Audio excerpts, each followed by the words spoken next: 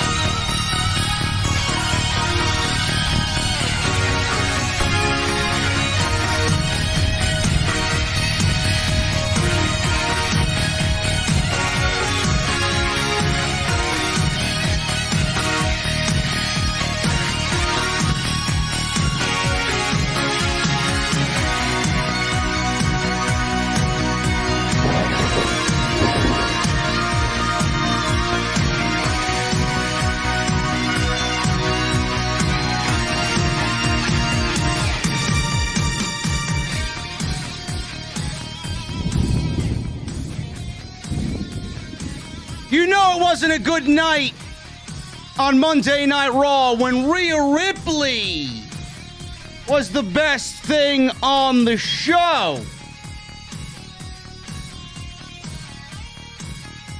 Ladies and gentlemen, I feel like it's going to be a very ranty episode of the podcast tonight, man.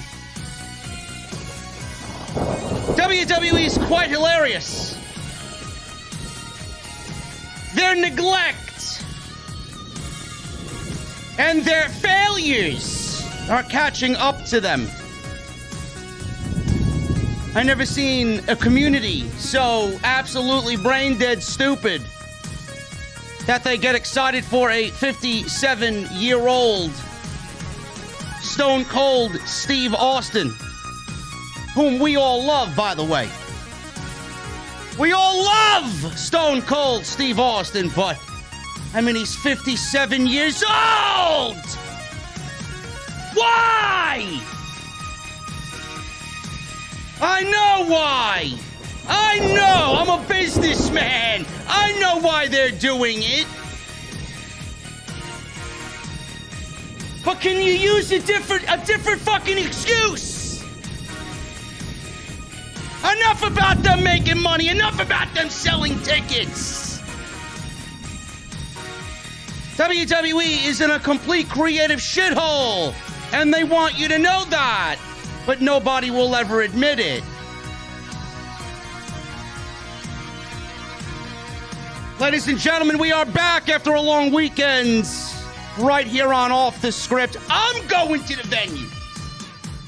I know you guys are about to meet me over there.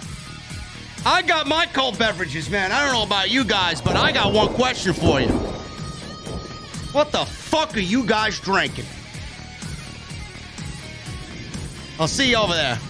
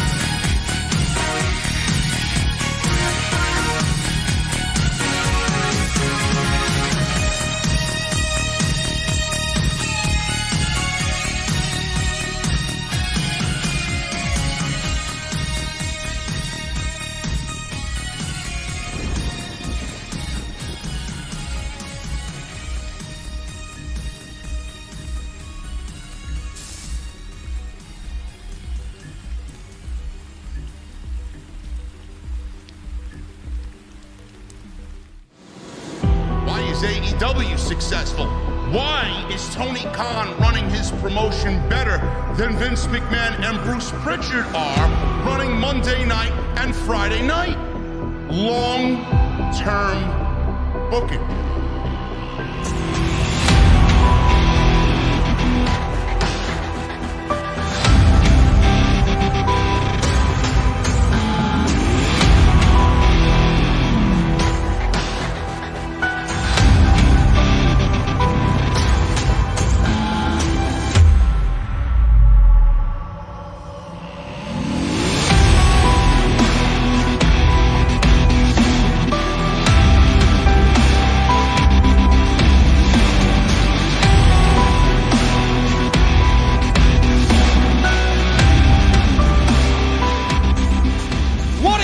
Guys, thank you so very much for joining me right here on Off the Script. This is your Monday Night Raw post-show for February 14th, 2022. I am JD from New York, and this is your word of the day. This is your word of the day, folks. We are not in the venue just yet. I have to give you guys a lesson in vocabulary today. Bruce, I choose you, man. I see you sitting in the back of the classroom hiding from the teacher, bro. I see you. Bruce, can you give me the definition of desperation? Desperation. The definition of desperation is as follows, ladies and gentlemen. Loss of hope and surrender to despair, or a state of hopelessness leading to rashness.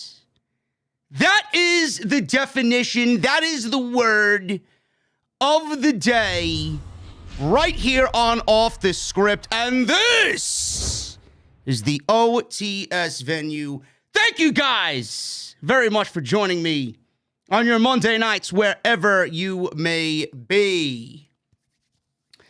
Monday Night Raw was complete and utter dog shit, but Vince McMahon doesn't have a problem with the show. He doesn't find that the show needs to be changed. Nothing is wrong with the show, says Vince McMahon. Oh, really?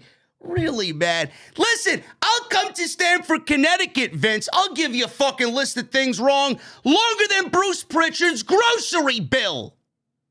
Nothing's wrong with the fucking show, man. Where were you during this entire 3 hours of the show today, man? Really, where were you? Nothing wrong with the goddamn show. Oh, but they made $1 billion last year. They make $50 million a quarter. Or whatever the fuck you're talking about. I never seen so many financial advisors in my entire life, man. Holy shit.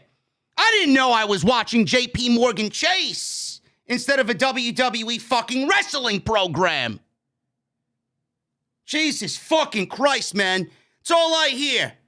I got so many fucking there's more financial advisors in the wrestling community than there are people who actually are a fan of the sport. It's unbelievable. I see Christian in the chat with a $99.99 super chat, man. Holy shit, we're starting the week off right on Off the Script. My goodness. My goodness, man. Happy Valentine's Day, Christian. Hopefully you enjoyed your day today. We will read the super chats in just, not really just a little bit, at the end of the show. But if we get more bombs like that, I will read them in just a little bit. Thank you to Christian in the chat with the $100 bomb here tonight on the post show for Monday Night Raw. Might as well get into it, man. Might as well get into it. WWE apparently is begging. They won't use that terminology in the reports. They won't use that on Fightful. They won't use that on Bleacher Reports. You won't see the Wrestle Geeks out there using such terminology that is, oh my goodness, so against WWE. WWE begging Stone Cold Steve Austin to come back for one more match at WrestleMania in Dallas, Texas. Really now? My goodness, man. Wow, that's quite the upgrade from Shane McMahon. I guess now we know who WWE wanted to replace Shane McMahon with, and that man is Stone Cold Steve Austin. WWE is trying to book Stone Cold Steve Austin versus Kevin Owens for WrestleMania in Dallas. Now, if you guys have been watching the show...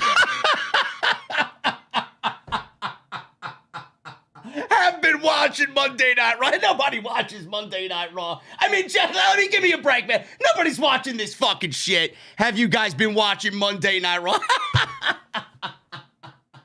Oh, shit. Only losers like me have to watch this fucking show, man.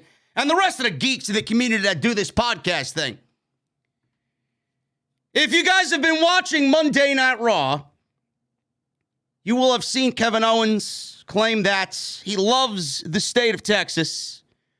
He is a big advocate for everybody in Texas. Texas fans love him. He wanted to be in the Elimination Chamber. And then Sonya Deville said, nope, those final spots have already been determined. And then she said, well, listen, I know you want to go to the Chamber. Chamber goes to Mania. You may not even be at WrestleMania. Now that we're talking about it. Kevin Owens is like, I have to be at WrestleMania. I have to be in Dallas. Dallas loves me. The fans love me. I had some of my biggest career accolades in Dallas, Texas. So he comes out on tonight's show, does Kevin Owens, and he claims that he hates Dallas, Texas. That he loathes Dallas, Texas. And then all I seen are the check marks, the goody two-shoes check marks on social media, the ones that don't really engage in anything negative on WWE programming. They were all cryptically tweeting that there was a major news break tonight during Monday Night Raw. I'm asking myself, what could it be? Are there more releases? Are they releasing before they fly out to Saudi Arabia? Was Triple H given his future endeavors? Was NXT canceled? I don't know. It could have been a plethora of things tonight. And then when I saw the article, WWE is reportedly wanting to bring back and book Stone Cold Steve Austin at WrestleMania. I'm saying to myself, Jesus fucking Christ, I really do wish it was Triple H getting fired from WWE. At least we would have had some fucking excitement in the community. At least there would have been another major talking point in the community. I looked at that, I rolled my eyes, and I'm like, Jesus fucking Christ. Is this what people are getting excited about nowadays? Another aging legend coming back? Now, I love Stone Cold Steve Austin just like everybody else. He's on Mount Rushmore, one of the greatest to ever do it. The guy that is the person responsible for the Attitude Era, leading the charge. He is right underneath The Rock in that entire period of WWE legends. I would even say he's above The Rock. The Rock is a bigger deal because he's Mr. Hollywood. But who is responsible for the Attitude Era? It is Stone Cold Steve Austin. What he did with Bret Hart, some of the greatest storytelling in the entire lineage of professional wrestling. We got Hey with a $100 super chat. He just wants to say hello, he says. My goodness, man, I wish more people would say hello with a $100 fucking super chat. Hey. Thank you so very much, bro, and welcome to the fucking venue. What are you drinking? Your drinks tonight are on me. Mount Rushmore, Stone Cold Steve Austin. Everybody loves him, man. Everybody loves Stone Cold. We have nothing negative to say about Stone Cold. He's a talented guy, very smart guy, very loyal guy is Stone Cold Steve Austin. We know his history with neck issues. We all know what happened on that fateful night in 1997 at SummerSlam in New Jersey, where he took a spike pile driver from Owen Hart at SummerSlam that year. And that was it. He did win the Intercontinental Championship, but his career was never going to be the same moving forward after that night. There was one moment that I wanted to see Stone Cold Steve Austin come back, and that was during a major potential buildup. And I believe it was something to do with one of the earlier WWE 2K games. It was like WWE 13 or 14, something along those lines. I don't remember what year it was. Maybe you guys in the chat are a little bit more up to date on the years of the video game. There was a sit down with Jim Ross and Stone Cold Steve Austin and CM Punk. That was the one and only time I would have loved to see Stone Cold come out of retirement and do his wrestling thing once again. That was it. After that, I didn't really care who he was in the ring with, if at all, ever again. Now we fast forward to 2000. It was WWE 13. Okay. Now we fast forward to 2022. WWE is looking at a 2-night WrestleMania. This is not a 1-night WrestleMania. This is a 2-night WrestleMania. WWE's been doing 2 nights for the last couple of years. I think it's the better way to go about it. WWE has a very daunting task this year in Dallas, Texas at AT&T Stadium. WWE is going to fill a lot of fucking seats, hopefully. Hopefully. 100,000 to be exact. They won't reach that on either night, and they'll blow up the numbers like they usually do because everything's got to be the biggest thing ever in WWE. If it's 70,000, they'll pretend it's 90,000. If it's 80,000, they'll pretend they reached the max limit in AT&T Stadium. They do it every fucking show. But they have to sell 100,000 tickets on night 1 and night 2 of WrestleMania this year, WrestleMania 38. I get why they are looking at Stone Cold Steve Austin. I get it. I'm a businessman myself. This is all self-operated. I run my business. I do all my things. My whole daily activity is me. I run this fucking show. The entire thing that you see in here, I run it all. Through this fucking stream deck right here, I run it all. This Elgato stream deck. This is all me. I know how to run my business. I take care of my social media. I have one person who does a lot of the reaching out to advertisers for me. I have to go back and forth with them on email, right? I got my management team, Hoop Media, does all that for me. T-shirts, this and that, getting the merchandise made. I have help on that side of things, but everything that you see here as far as what the channel produces on a daily basis and the direction of the channel, it's all me. I'm a self-employed business owner. Stone Cold Steve Austin coming back to WWE for WrestleMania is a business move. Is it going to be to Stone Cold's liking?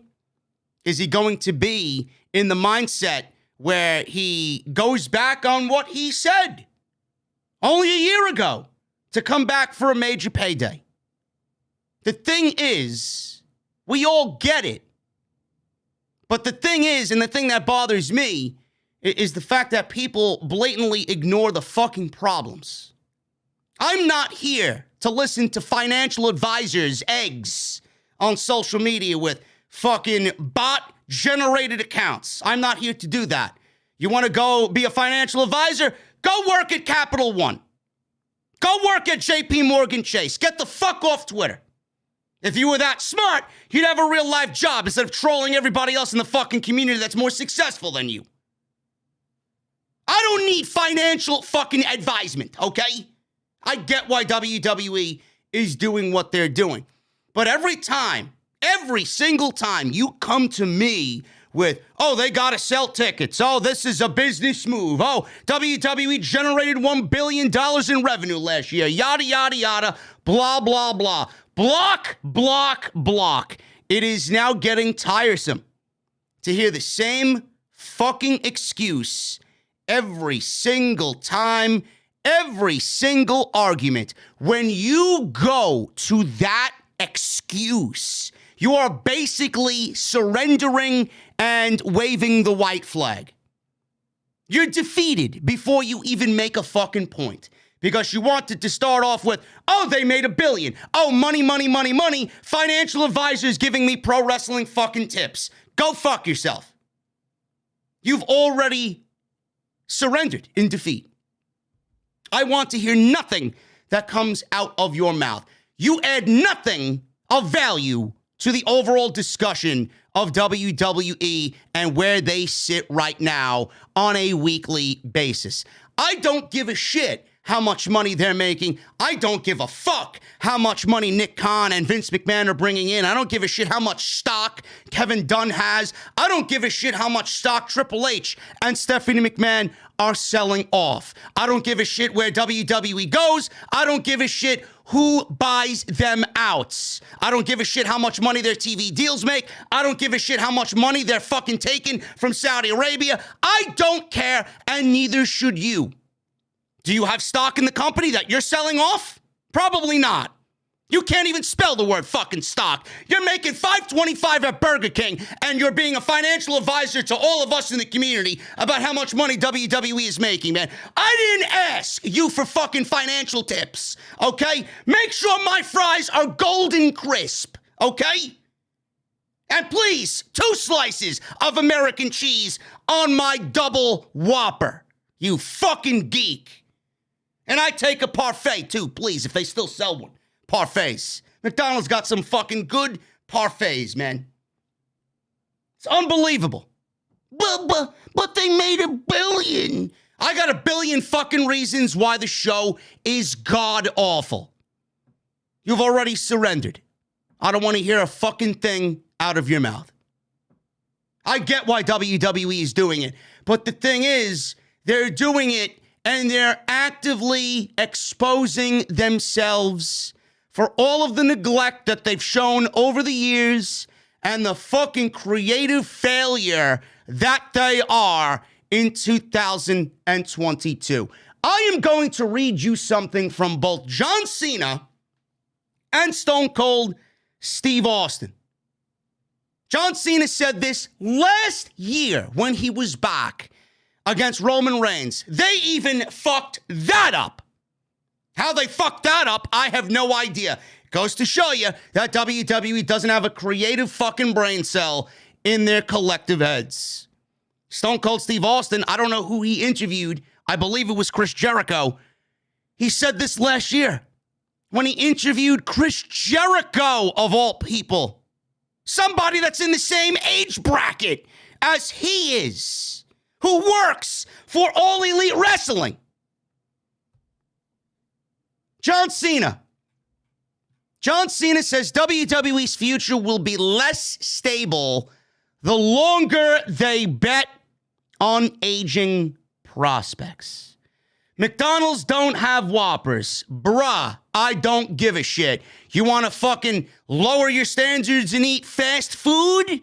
Then by all means, ingest cancerous bullshit in your fucking body. Whoppers, Big Macs, fucking parfaits, Dave's special recipes. I don't give a shit. You eat fast food, you're fucking killing yourself on the daily, bro. I don't give a shit what is where, okay? So anybody claiming that I don't know my fucking fast food, get them the fuck out of here, man. Get them the fuck out of the venue.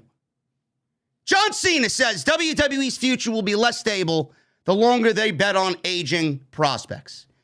John Cena said this on Wrestling Inc. There's 2 ways you can go. You're told you suck every day. You can swallow or wallow in that shame and believe that opinion, or you can look yourself in the mirror and realize you are enough. That allows me to do things that are a little bit obscure in some sense, most of the time wearing very little clothing. He was talking about his movies here.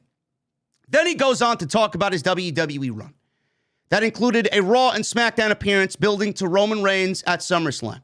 Despite the babyface reactions he's received since returning, Cena knew his role in WWE would be a more supporting role and a mentor figure these days. Man, I wish there was some sort of fountain of youth where I could be a full-time contributor, he says. The longer they continue to bet on an aging prospect, that makes WWE's future a little bit less stable.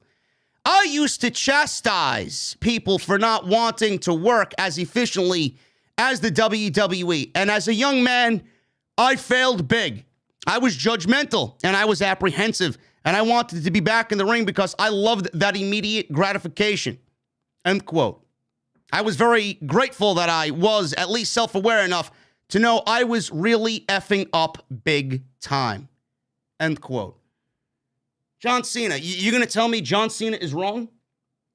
You're going to tell me John Cena is wrong? John Cena, a future Hall of Famer, a legend, somebody that could easily be on the Mount Rushmore of pro wrestling in some circles, depending on who you ask and who you talk to.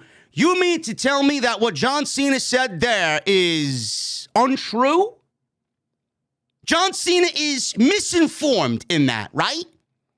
So if John Cena is saying it, John fucking fucking Cena is saying it, then when I say it, why am I wrong? But John Cena feels the same way and thinks the same way. Again, let me reiterate what he said. The longer they continue to bet on an aging prospect, that makes WWE's future a little bit less stable. End quote. WWE has no future. There's no stability in WWE's future. The future was fired over the last 2.5 years. 200 professional wrestlers were fired from WWE because of WWE's creative bankruptcy and WWE's creative negligence. Why are they bringing back Stone Cold Steve Austin? Because they fucked up. Why are they bringing back Stone Cold Steve Austin? They have to sell 100,000 tickets times 2 in the first week of April. That's not my fucking problem. I didn't ask them to run AT&T Stadium. I didn't ask them to fire 200 fucking people, the majority of which could have easily been given the opportunity to be the future of the WWE and be the next main event at WrestleMania. How many of those men and women did they fire that could have easily fit that role, so where WWE doesn't need to look desperate and bring back a Stone Cold Steve Austin at 57 years old? Stone Cold Steve Austin last year said this on his podcast on WWE Network. To get me hooked again on it for one match, to me, it would be so anticlimactic. Go out there, do it, and then whatever the finish was, and then the people go home. But what does it all mean in the big picture? Stone Cold had a comeback, and the match was a 3.5 Meltzer 5-star rating. It ain't great enough. And even if I crushed it, what does it mean? I just had to say, man, stay away, and I've stayed away. End quote. This was last year. This quote was a year old. And now we're talking about Stone Cold Steve Austin coming back in 2022. I'm not saying that you can't be excited.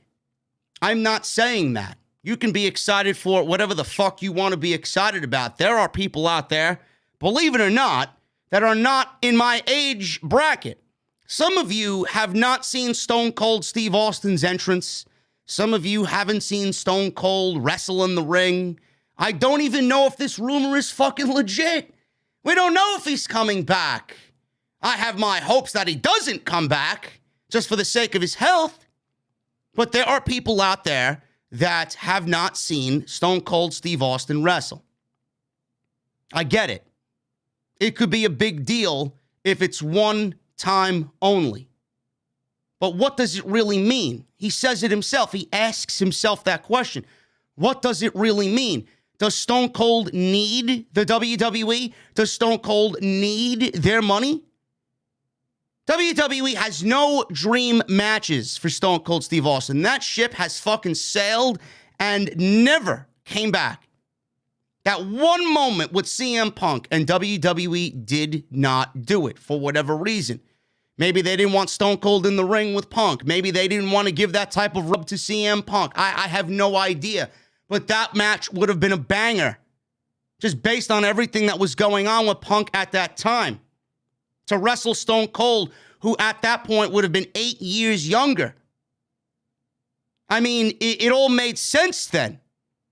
Now you're bringing back Stone Cold Steve Austin. It's February 14th, 2022. WrestleMania is less than 60 days away. We got less than 2 months till WrestleMania. And you're now just asking Stone Cold Steve Austin to come back to the WWE to wrestle Kevin Owens? Don't you think this would be something that was in the pipeline or in the plans for months? They would have been planting seeds about this. Yeah, Kevin Owens using the fucking stunner for well over a year. They could have planted seeds then. You do realize that this is a last-ditch effort for WWE. I know it. You know it. These fucking journalists know it. They won't admit it. Some of them will. Some of them won't. because they don't want to ruffle feathers. They're still going to rub elbows with WWE PR to get those early news briefs, right? There are some people that will call it as they see it, but still be excited. There'll be people that don't call it, get excited, and act all fake. I'm not going to do that here. I'm somebody that raises awareness for the actual fucking problems of the company because I actively want to see the goddamn fucking show better. Most of these people don't. That's my problem with the fucking community, man. That's why I'm a fucking pariah in the community. All I want is a better show. Most people don't understand that. Why am I so negative? Why am I this? Why am I that? Why am I so anti-WWE? I'm not anti-WWE. I'm anti-bad television. That's what I want. Some people don't push the envelope enough, and you come off as a fucking cocksucker. That's what I think of you. The community is very simple-minded, man. You're all fucking lemmings. One person says something, and the rest of you follow and fall right off the fucking cliff without asking any questions. Well, I don't want to risk my life here. I know I don't want to do that. I don't want to fucking go off the cliff, but I'm going to do it anyway because the journalists in the community with the check marks said so. Oh, they're excited, so I have to be excited as well. That's not my job. I don't give a fuck who likes me. I don't give a shit what wrestler hates me or has me blocked. I don't give a shit what you say about me. Because I know the goddamn job that I do here and how I am as a fucking fan. I speak for the fucking fans of this goddamn shit. I'm not anti-WWE. I'm anti-bad television. And what we're getting in WWE right now is fucking god-awful television. Stone Cold Steve Austin coming back reeks of desperation. 2 months before WrestleMania, you're asking Stone Cold to come back. Why? Like we don't know Shane McMahon wasn't fired by his own father? That's why he's coming back. WWE can't sell tickets. That's why he's coming back. I don't know if you guys were aware, AT&T Stadium's official Twitter account had a special Valentine's Day only deal. 2-for-1 WrestleMania tickets. The tweet was deleted. I don't know who told them to take the tweet down, but I saw it. I saw the screenshot of it floating around after it was deleted. You guys think WWE's in a good place right now if they're forced to give 2-for-1 tickets to the fucking quote-unquote Super Bowl of professional wrestling? Yes, some Super Bowl, huh? I don't see any youth movement in WWE where we can call it a Super Bowl. We had 2 fucking teams in the Super Bowl on Sunday night in the Cincinnati Bengals and the Los Angeles Rams. 2 youthful fucking teams. Yes, I'm sure WWE is still claiming that WrestleMania is the Super Bowl of professional wrestling when you're bringing in Goldberg and Ronda Rousey and Johnny Knoxville and a 57-year-old Shane or Stone Cold Steve Austin. Worse, Shane McMahon was originally a part of that. A 57-year-old Stone Cold Steve Austin. That's the Super Bowl of professional wrestling. I don't see the MLB in the World Series. I don't see the NFL with the Super Bowl, or I don't see the NBA with the NBA Finals, or tennis with Wimbledon, or PGA with the fucking PGA Open, or the US Open, or the Ryder Cup. I don't see any of these sports leagues go out there and bring back a Jack Nicklaus, a Phil Mickelson. I don't see them fucking asking Dennis Rodman to come back to the goddamn fucking NBA. I don't see them calling up Wayne Gretzky to go play for the fucking New York Rangers. I don't see the fucking New York Giants coming in and asking Phil Simms to go fucking quarterback for them. I don't hear the Jets call up WFAN, if Boomer Esiason's still on there, to get Boomer Esiason to go fucking quarterback for them. What about the Dolphins and Dan Marino? How about Joe Montana? Maybe if Joe Montana was fucking quarterback for the goddamn San Francisco 49ers instead of Garofalo, maybe they would have made the Super Bowl. Do you know how fucking ridiculous that sounds? Do you know how fucking ridiculous that sounds? Super Bowl of pro wrestling? You are a fucking mockery of pro wrestling. That's what you are. You can take your fucking WrestleMania bullshit and shove it so far up your ass, I hope I never see it again. Fucking bullshit.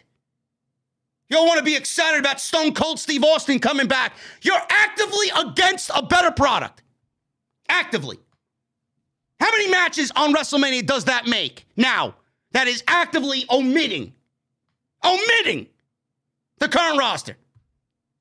Stone Cold Steve Austin, Johnny Knoxville, Ronda Rousey, Brock Lesnar. Who else? Who else? They'll continue to push who they want to push and leave off everybody else. That should have been given a fucking opportunity years ago. Years ago.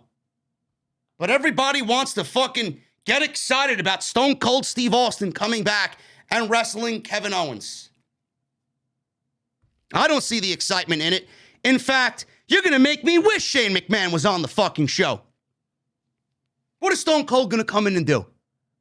What is he going to come in, stomp a mud hole in Kevin Owens, walk it dry, stun him, give him the finger, and then have a fucking 10-minute beer bath celebration? Yeah, that's a great fucking return to WWE, right? After the guy had a fucking tremendous send-off, you want to bring him fucking back to do this against Kevin Owens at WrestleMania because you're desperate to sell tickets and you can't based on the 2-for-1 deal that I saw earlier in the afternoon. Quite sad. Super Bowl of pro wrestling my ass. I don't see the NFL giving away fucking Super Bowl tickets, but here WWE is struggling to sell tickets to a venue that held the Super Bowl once before and sold it out instantly. Quite sad, Vince. Quite sad, Bruce. Maybe if you pushed the fucking people that we'd like to see on television and you didn't fire 200 fucking people who most of them went to AEW, whether they're used or not is a moot point. They'll all get used at some point, but the fact that you actively neglected talent that could have easily made a WrestleMania main event to a point where you didn't have to bring back a Stone Cold Steve Austin and use these desperate fucking measures to sell your venue and get stars on television. You are actively showing everybody how fucking garbage you are, not only creatively, but you're showing everybody that you actively don't give a single fucking shit about the goddamn locker room. No wonder morale is down in the locker room. I can only imagine how it personally fucking feels to see everybody in that locker room holding their head down, knowing that they'll never get an opportunity. When I'm the youthful guy here, they should be looking at me, but they want to call up fucking Stone Cold at 57 years old to come and wrestle Kevin Owens at WrestleMania. Give me a fucking break. Give me a break. Seth Rollins and Kevin Owens should be a two-man fucking power trip on Monday Night Raw. Where's Rollins going? Where's Rollins? Maybe it's a tag team match. I have no fucking idea what their plans are because I don't see Rollins factoring into anything WWE title related or Universal title related at WrestleMania. Does he get added to the Brock Lesnar match with Roman Reigns? I doubt it. I doubt it. Maybe he teams with Kevin Owens against Stone Cold and a partner of his choice. Who the fuck that is, I have no idea. But it's quite sad that everybody goes to the same fucking excuse. Oh, they gotta sell tickets. Oh, they need to do this. Oh, they made this amount of money. Oh, they made $1 billion here and $1 billion there. AEW is failing. AEW is gonna go out of business. AEW didn't have the WWE Championship on the Super Bowl post-show like the Los Angeles Rams did. AEW never had one of their superstars as big as The Rock. The Rock was on the pre-show for the NFL Super Bowl last night. Yada, yada, yada, blah, blah, blah. You are exposing the active roster by welcoming Stone Cold Steve Austin back into the fold. And I would lose some respect for Stone Cold Steve Austin. I really would. If he comes back after saying that, what would it mean? I stayed away. I've stayed away, he says. Why would he come back knowing that WWE is only using him to sell tickets that otherwise they're not going to be able to sell? If I'm Stone Cold and I'm seeing that and seeing WWE's laziness on television on a weekly basis, and I know for a fact they're only using me to sell tickets that they are not going to sell, I would tell them to fuck off. You're not risking my health and giving me a blemish on my career to come back and help you. Why would I do that? What is in it for me? Do I need the money? No, I don't. Has Stone Cold ever needed the money? If Stone Cold wanted to be back, he would have been back already. He would have wrestled in the last 10 WrestleManias. Now he's going to come back against Kevin Owens? Who says Stone Cold even comes back? Because I know if I'm him, I'm not.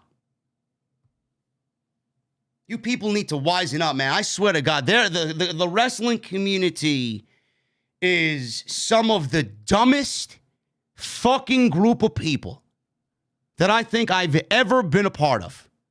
I swear to God, I wish Twitter would fucking die after this review is over. I really do. And then I got people telling, well, you don't got to be on Twitter. I mean, I'm sorry. Are you a business person? Do you run a business? Social media is one of the most, the top priorities of running a business. It's one of the most important aspects of running a fucking business. A popular and flourishing social media presence is going to actively drive business to whatever you're doing. Oh, JD doesn't need to be on Twitter. Yeah, you fucking moron. I do. That doesn't mean that it doesn't suck and that it's fucking cancerous and toxic. This is my argument to people. This is their argument back to, oh, you don't need to be on it. Of course I need to be on it. The fuck are you talking about? Every big name corporation has a goddamn Twitter presence or an Instagram presence, a social media presence. The dumbest fucking people reside in the IWC. I feel like I'm one of the standard bearers of fucking intelligence in this goddamn community. Really. There are very few people that are doing what I'm doing and speaking the fucking truth with absolutely no filter. The fact that you don't want to fucking hear it or don't like it doesn't mean I'm wrong. It just means to me that you're weak. You're one of the fucking people who reported this goddamn fucking story and got your dicks hard about a 57-year-old Stone Cold Steve Austin coming back while the active locker room that's there every single fucking week getting buried on a weekly basis. You're actively killing them. And you're actively telling them to go fuck off. I'd rather see Stone Cold Steve Austin because you're not as big as a star as Stone Cold or a Goldberg. Meanwhile, you place no blame on Vince or Bruce for the fucking decimation creatively of half their roster and the fucking morale being the lowest it's ever been coming out of the Royal Rumble. Shame on you. Shame on you. I don't need business 101 as to why WWE is begging Stone Cold Steve Austin to come back. I get why they're asking Stone Cold to come back. But when you tell me that, oh, it's for selling tickets, oh, it's this and billions and millions and all this other fucking financial shit that nobody should give a fuck about, I've never seen so many fucking people care about strangers that don't even give a shit if they're alive or dead. I've never seen so many people care about strangers making money. It's so fucking sad. Go out and make your own. Why are you so, I guess, condemning of WWE? Why are you fucking praising WWE for their financial fucking prosperity? Why? It's so bizarre to me. It is so bizarre to me. This is a shit fucking move that has more negative surrounding it than it is good. Get your fucking heart on, bust your nut for 5 minutes. Stone Cold's gonna be on WrestleMania, and what's gonna be talked about? Is Ricochet gonna be talked about? Is Chad Gable gonna be talked about? Where's Ali? Ali stuck for 2.5 fucking years. Who else? Sasha Banks, Bayley, Asuka, Shotzi Blackheart, Liv Morgan, Bianca Belair. How many other countless fucking young talent on this show could use a fucking creative push to get them to the next level so that maybe the fucking fans give a shit about them? WWE doesn't do that. I guess they're not in the business of doing that. When Stone Cold comes back, to wrestle at WrestleMania, how many people are going to remember anything else that happened on that show? Just think about that. Think about that. When you watch WrestleMania 38, this is WrestleMania 38 in 2022, okay? When you watch WrestleMania 38, who are the names that are going to be on the top of everybody's brain when they walk out of AT&T Stadium? Brock Lesnar, Stone Cold Steve Austin, Ronda Rousey, Johnny Knoxville. He's not even a fucking pro wrestler. Guy had a fucking brain hemorrhage 2 years ago. You want to put him in the fucking ring against Sami Zayn and give Johnny Knoxville a fucking Intercontinental Championship match. Kurt Hennig is ruining, or is rolling over in his grave by WWE ruining the fucking historic legacy of that once glorious championship. Give me a fucking break. Ronda Rousey, Johnny Knoxville, Brock Lesnar, Charlotte Flair, right? How many fucking people are going to get the rub on this WrestleMania? Is there any new talent? No. No. It's all part-timers, and it's all fucking D-list movie actors and returning legends. Unbelievable how people don't get this shit and don't have a problem with it. You just bend over backwards and praise WWE for their great business moves. I don't give a fuck what business moves they make. They're making more money now than ever before, and it's not because of the television product. It's because of the TV deals that they're undeservedly getting. It's because of the blood money that's coming in every fucking quarter from Saudi Arabia. It's from Peacock. How much money from the billion is TV rights deals and streaming deals and Saudi Arabia? How much of that is actually coming from the actual on-screen television product creatively? Everybody wants to praise money, money, money, money, money. I don't see people praising the fucking fact that I've been right for years. The creative is the worst it's ever been. When are we going to start putting our fucking voices towards the fucking creative product? When are we going to start putting our actions towards Vince McMahon and Bruce Pritchard? That's where it fucking hurts them most. Stop buying t-shirts. Stop going to this fucking garbage every single Monday and Friday. Stop supporting the fucking company. The ratings don't matter to them. We've tried that. We've tried that every single time and it doesn't work. You got to hit them where it hurts. When they are negative, one of these quarters, they're going to be negative. When they're negative, that's when they'll start to make some changes. Oh, we're not doing something right. As if money is the all-determining factor as to what happens with the television program and the creative. They're two different things. These fucking idiots in Stamford, Connecticut don't realize that if the fucking product was better, they'd be making more than their billion every year. It may be 1.5. It may be 1.6 billion. But the fact that your television product sucks and you are out there claiming that it's great and Vince finds no fault in it, which is a crock of shit, you could be making more money, but you refuse to because you're making the billion that you are. Stone Cold Steve Austin coming back is a fucking disgrace. It really is. I don't know who the fuck actively would be excited about that.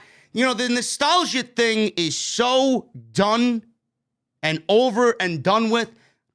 I don't know how anybody could get excited about that. I really, really don't. And who are the Usos going to defend the tag team championships against? That's another thing. You know, there was even a fucking point in time where people were rumoring that the Usos were going to defend the titles against the Dudley Boys because they were using 3D as their finishing move. Is this WrestleMania going to be, let's bring back legends and part-timers to fill the fucking gaps because our roster sucks? WrestleMania.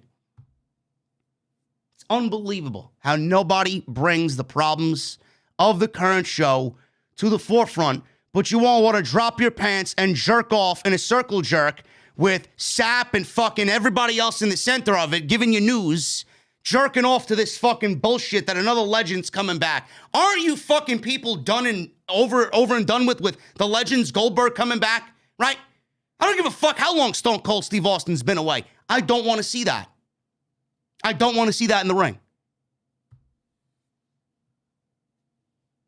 So that's the rumor. That's the rumor. WWE is begging Stone Cold Steve Austin to come back. It is what it is. It is what it is, man. We'll see what happens. If I'm Stone Cold Steve Austin, I have every fucking right to tell them no. And if they get their answer of no, what is WWE going to do then? Huh? Maybe they'll actually be forced to use their fucking brain for once. This is your Monday Night Raw review right here on Off the Script. I appreciate you guys joining me on Monday nights, wherever you may be. It is now early Tuesday morning. Tonight's show sponsored by Manscaped, manscaped.com.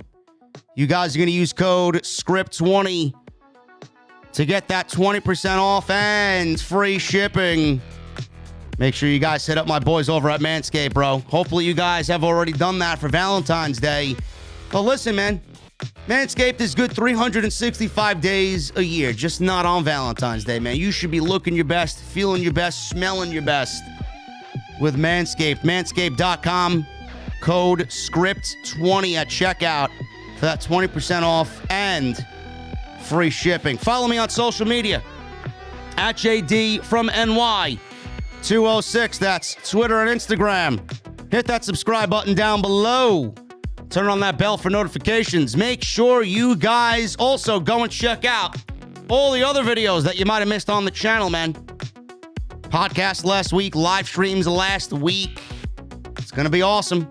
It's going to be awesome, man. Brand new week of content. We'll be rolling right along through the week. Tonight, we got Raw. Tomorrow, I'll be live for Vengeance Day, NXT. Wednesday, Dynamite with Jesse. Thursday, Off the Script, episode 413. Friday, SmackDown. Saturday, Elimination Chamber, man. Busy, busy week right here on OTS. Also, thank you to everybody that said hello at the House of Glory show on Saturday night, man. We had a great show. Jay White was in the house against Cashflow Ken Broadway. Charles Mason showed everybody why he's going to be the best villain in all of pro wrestling when all is said and done. Low Key defended the Crown Jewel Championship against Jay Lethal. And Salamancer and I were on commentary for it all, man. And we got a banger coming up on March 11th. This will be on Fight TV. The House of Glory Tag Team Champions, the Lucha Brothers. That's Rey Fenix returning to action with his brother Pentagon. We'll be defending those House of Glory Tag Team Championships against the Briscoe Brothers. This will be the biggest main event in House of Glory for 2022. And my God, there will be carnage, there will be chaos, there will be bloodshed. I'm gonna be there, right there with Salamancer, man, drinking it all in. Absolutely unfucking believable. That will be on Fight TV. March 11th, 8 p.m., Fight TV. Make sure you guys hit that subscribe button, man. Please hit that subscribe button. Turn on the bell for notifications. Make sure you guys hit that thumbs up. 764 likes right now. We need 1,000 minimum in the live stream chat. Get those super chats in. Jesse's pouring the shots all night. He's behind the bar tonight, man. I told him, bro, put the tacos down. We got work to do. So get those super chats in. Also, make sure you guys become a VIP right there on the podcast. Hit that join button. You guys get access to those emotes and those badges next to your name. Become a VIP right here on Off the Scripts. And I want to thank everybody that's already signed up and extended their membership. It really, really warms my heart to know that you guys support the podcast the way you do every single week right here on Off the Script. Let's get to Monday Night Raw, man. I don't want to spend too much time on Monday Night Raw because the show itself was largely unimportant. But Monday Night Raw opened up with Bobby Lashley. Lashley's talking about how he has to win the Elimination Chamber before he enters WrestleMania 38 as champion. He goes on about his challengers having failed and he's destroyed them all. MVP goes on about Lashley's chances at retaining the title on Saturday. Out comes Seth Rollins. So you kind of know where this is all going.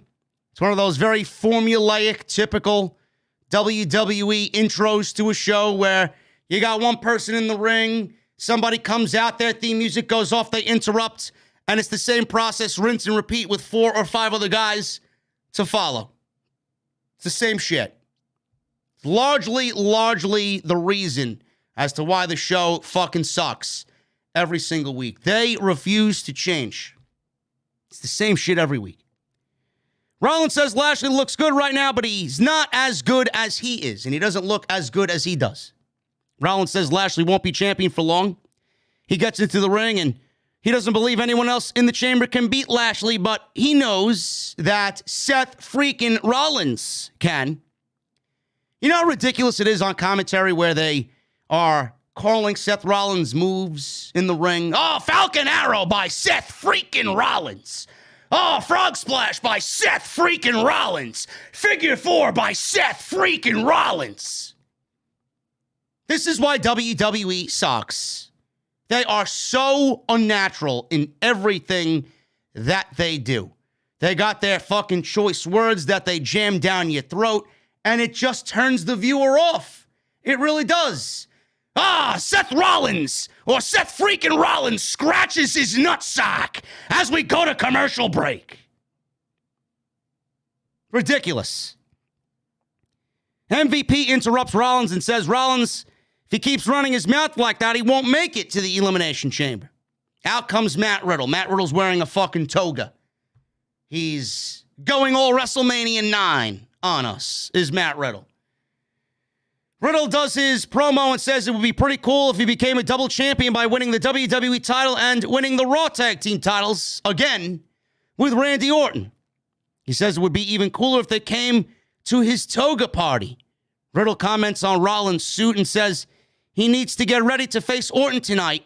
Then he tells Lashley he doesn't have a match and should be wearing a toga. Riddle tries to get a chant going for the fans to encourage Lashley to wear a toga.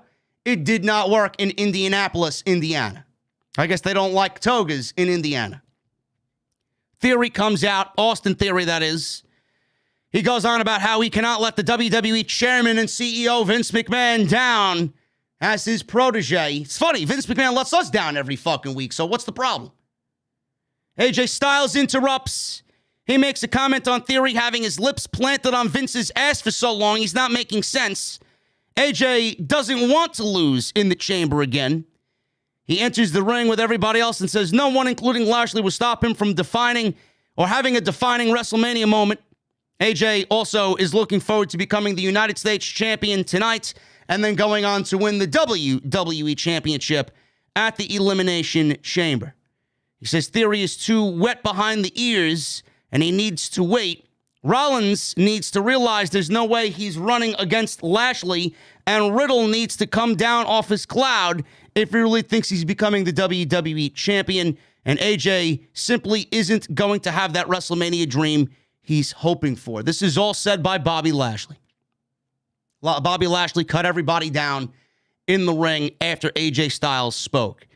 Lashley plans on beating Brock Lesnar again in the chamber, all over the chamber, and then he will enter WrestleMania as WWE champion. Brock Lesnar obviously comes out. He interrupts. He takes off his cowboy hat that he's wearing, and he's in the ring smiling. Lesnar stares down the other participants here in the ring. He takes off his jacket. He used Austin Theory as a coat rack. He put his cowboy hat on Austin Theory. He put his jacket on Austin Theory. He was a human coat rack, was Austin Theory. Lashley takes off his jacket, and now they are face-to-face, Lashley and Lesnar. They have some words. MVP backs Lashley off. Rollins is talking some trash in the corner like a little bitch, Rollins. Theory leaps onto Lesnar's back. Lesnar launches him with 2 German suplexes. Lashley and MVP exit. Everybody else exits. Theory's left alone with Lesnar. He eats an F5 in the middle of the ring, and that was pretty much it. Lesnar takes Theory's cell phone, picks him up off the mat, holds him up for a selfie, and Lesnar continues to stare down Bobby Lashley as the segment comes to an end. This entire segment was as formulaic as anything WWE does. It's boring. I don't believe that there are people that wrote this shit on a script and expected it to get anybody excited about the Elimination Chamber. This did nothing to enhance my excitement about the Elimination Chamber. In fact, it made me want to change the fucking channel because WWE refuses to fucking change anything that they do. It sounds so awful. And this is one of the things I changed, but Vince McMahon apparently is happy with the fucking product. Bobby Lashley's out there flubbering his fucking promo, can't cut a promo, stumbling over his fucking words. And then you got Rollins, he comes out, theme music. Riddle comes out, theme music. Austin Theory comes out, theme music. AJ Styles comes out, theme music. I mean, it looks so fucking produced. It almost doesn't even feel like I'm watching a pro wrestling show. It doesn't. This entire segment was about Bobby Lashley and Brock Lesnar. Everybody else, WWE wants you to know right out of the gate that they are nothing more than background players. That's all they are. This is about Lashley and Lesnar. This is going to be the final two in the Elimination Chamber, and Bobby Lashley's going to drop the title back to Brock Lesnar, and Brock Lesnar's going to WrestleMania as the WWE Champion. Title versus Roman. Roman's going to be the Universal and WWE Champion. He will be appearing on both Monday night and Friday night because WWE will be without Brock Lesnar for the duration of the spring going into SummerSlam. That is their mindset. There will be no Lita. There will be no Stone Cold Steve Austin. There will be no Johnny Knoxville. Ronda Rousey, we don't know what her schedule is going to be after WrestleMania. Lesnar will not be there. Roman Reigns is going to carry the load because WWE doesn't have anybody that's even on the same planet as Roman Reigns in WWE. It's the way it's going to be. Street Profits are backstage. They went back to their old gimmick as hype men, hyping up the commercial-free first hour on Sci-Fi from Monday Night Raw. But they do have a match. The Dirty Dogs and the Street Profits on Monday Night Raw. It's great. It's great. The one thing about this match that I'm already fearful of is Tommaso Ciampa. Yes. No, it's not Tuesday night. No, this is not NXT. Tommaso Ciampa was on WWE Monday Night Raw tonight. He got no intro. He got no entrance music, no entrance, nothing. He just randomly appeared on commentary with a nameplate, Tommaso Ciampa. Sitting on commentary, apparently he's feuding with Dolph Ziggler, who may be the next in line after Braun Breaker tomorrow night runs through Santos Escobar for the NXT Championship at Vengeance Day. Dolph Ziggler may be going on down to NXT to have a little feud with Mr. Breaker.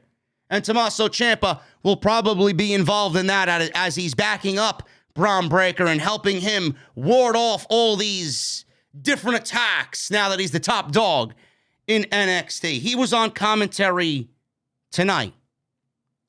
So does that mean Tommaso Ciampa at some point in time after WrestleMania will be appearing on Monday Night Raw? God, I hope not. God, do I hope not.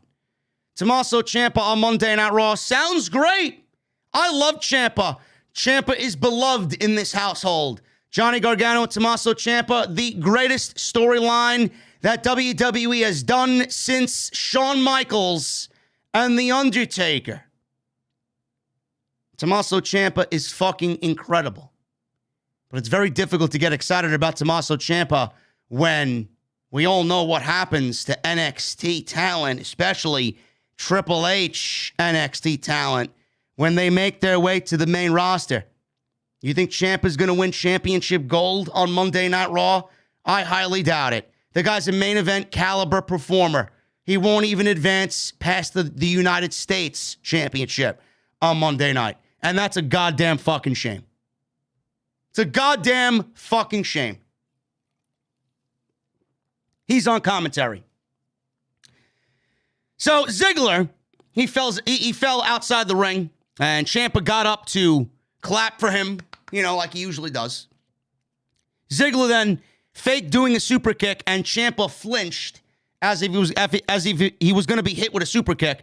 Ciampa responded by throwing water in Ziggler's face. We're already booking Tommaso Ciampa like shit, and all he did was a fucking commentary spot. When have you ever seen Tommaso Ciampa throw anything in anybody's face? A bottle of water in somebody's face. Really? Tommaso Ciampa wanted to prove a fucking point. He'd get in there and give this guy a fucking ass whipping. Yeah, let me throw water at him. Yeah, that's really going to get the job done. This distraction allowed Angelo Dawkins to give Robert Roode a spine buster. Montez Ford followed up with one of the ugliest frog splashes that Montez Ford has executed in possibly ever. The height was there. The landing was awful. Oh, my goodness. He got a little bit too much Charlotte Flair on that landing. Too much knee on that landing. Frog splash, 1, 2, 3, and that was it. Ziggler knocked Ciampa down with a super kick after the match. Street Profits tried to attack Ziggler, but he bailed into the crowd. Looks like we're getting Ciampa versus Ziggler, man. That's his first feud. Starting off right with Dolph Ziggler, huh? Yeah, it's great. Really exciting. Really exciting. It's almost like a fucking curse being in there with Dolph Ziggler. Apollo Crews, Commander Aziz, and many others were backstage, dressed in togas. We've seen Zelina Vega, Carmella, Cruz. Riddle comes in and gets a Broga chant going. And then he's arguing with Vega. Vega thought that this party was all about her. She's waving her hand in a very regal and royal way. Matt Riddle says, this isn't for you. This isn't your party. Kevin Patrick is backstage with Randy Orton. And he's not at the Broga party. He's not impressed with this party-like atmosphere.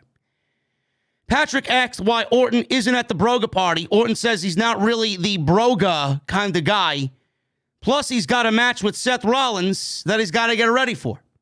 He goes on and gives Rollins some props, saying, this is why he's the architect, man. He's one of the most wily guys in the locker room. He's one of the most intelligent guys in the locker room. And he's going to get hit by the 3 most dangerous letters in WWE. RKO. Not RK, bro. RKO. WWE once again planting seeds that Randy Orton is pretty much over and done with Matt Riddle's antics. We may be looking at Matt Riddle versus Randy Orton at WrestleMania, which at this juncture may be the one match I'm genuinely looking forward to because it puts over fresh new talent. What a concept. Black History Month. WWE did yet another promo, vignette, video package on Rocky Johnson. The same one that aired on SmackDown. The same one that aired on Raw. We got WWE doing 2 weeks in a row of Rocky Johnson during Black History Month. I didn't know Rocky Johnson was the only black WWE athlete. It's kind of sad. It's kind of pathetic. It's kind of tone deaf for WWE to go and do that. It's kind of disrespectful, to be quite honest with you. There are no other black athletes in WWE that they could make video packages on. It's got to be about Rocky Johnson. Give me a break. We've seen it once. We got YouTube. Why don't you go and create something else for somebody else to give them some notoriety during Black History Month? Just a thought. Damian Priest. He defended the United States Championship against AJ Styles because AJ Styles beat him last week in a championship contenders match. But Vince thinks the current product, there's nothing wrong with the current product. Champions got to lose to then get the challenger championship match. This match went 5 minutes. If there's things that I don't like on Monday Night Raw, it's Damian Priest and AJ Styles going 5 minutes for the United States Championship. Barely any time to make anything feel important here for the United States Championship. Short match.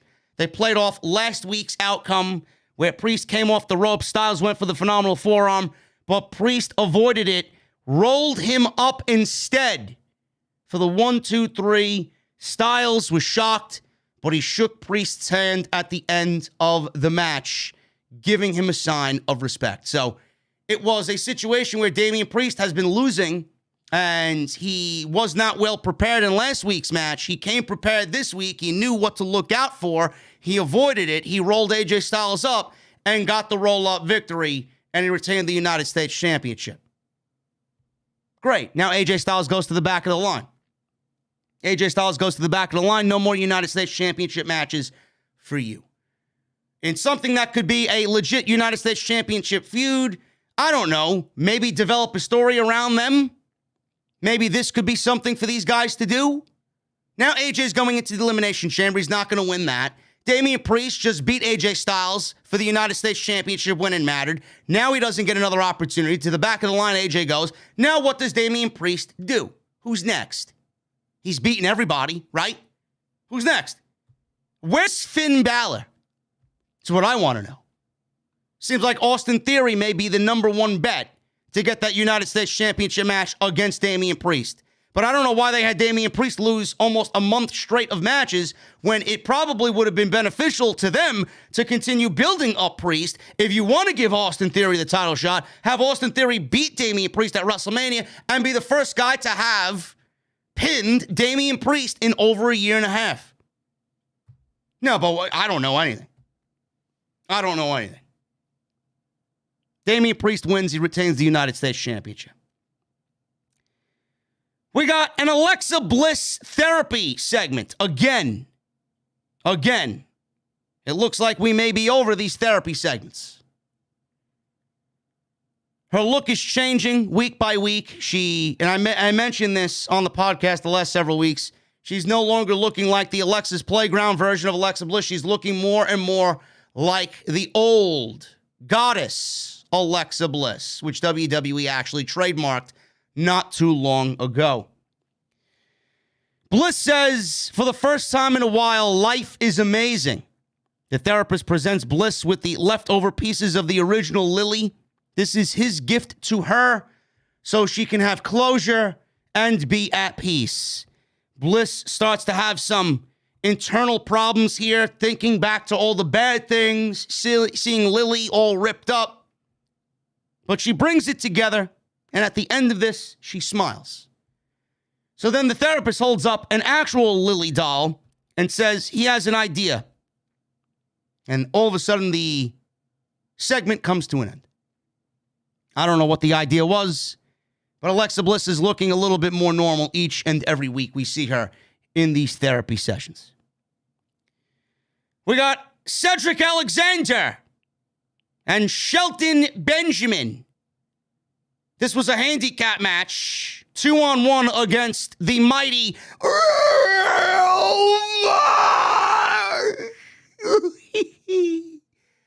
Omos, who we've all been missing on this show, you know? We've all been missing Omos. I started to get genuinely concerned when we didn't see Omos up here after the Royal Rumble. Omos pinned Alexander after a giant Kali tree slam, double choke slam, whatever the fuck you want to call it. And that was pretty much it. Alexander and Shelton Benjamin, they entered to Hurt Business theme music with Hurt Business graphics, and they had Hurt Business wrestling gear. Please tell me how you have nothing creatively for these men without actually telling me you have nothing creatively for these men. You know, these guys could be a great tag team on Monday Night Raw.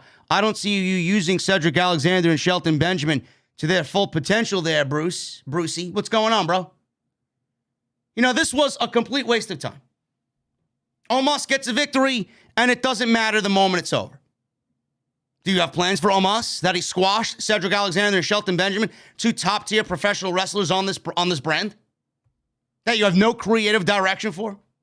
That you're still claiming that are the Hurt Business? Why don't we just cut the act? Seriously. Just future endeavor, Cedric Alexander and Shelton Benjamin. Just let them go now and spare them the fucking trouble, because that's exactly what is going to happen to them after WrestleMania is over. Cedric Alexander and Shelton Benjamin will be fired due to budget cuts after the fucking WrestleMania season is over. Just get it out of the way. Why are we prolonging the inevitable here? Omos wins in about 1 minute. Nobody gives a fuck about Omos, and nobody will ever give a fuck about Omos. The guy is as talentless as they fucking come. WWE had a 24/7 championship segment with Dana Brooke and Mr. Friendzone, Reginald. Reggie and Dana are at a restaurant having a Valentine's Day dinner. They're enjoying this date together. Nothing worse than being in the friend zone, but having to pay for a fucking extravagant dinner with somebody that you're not going to score with.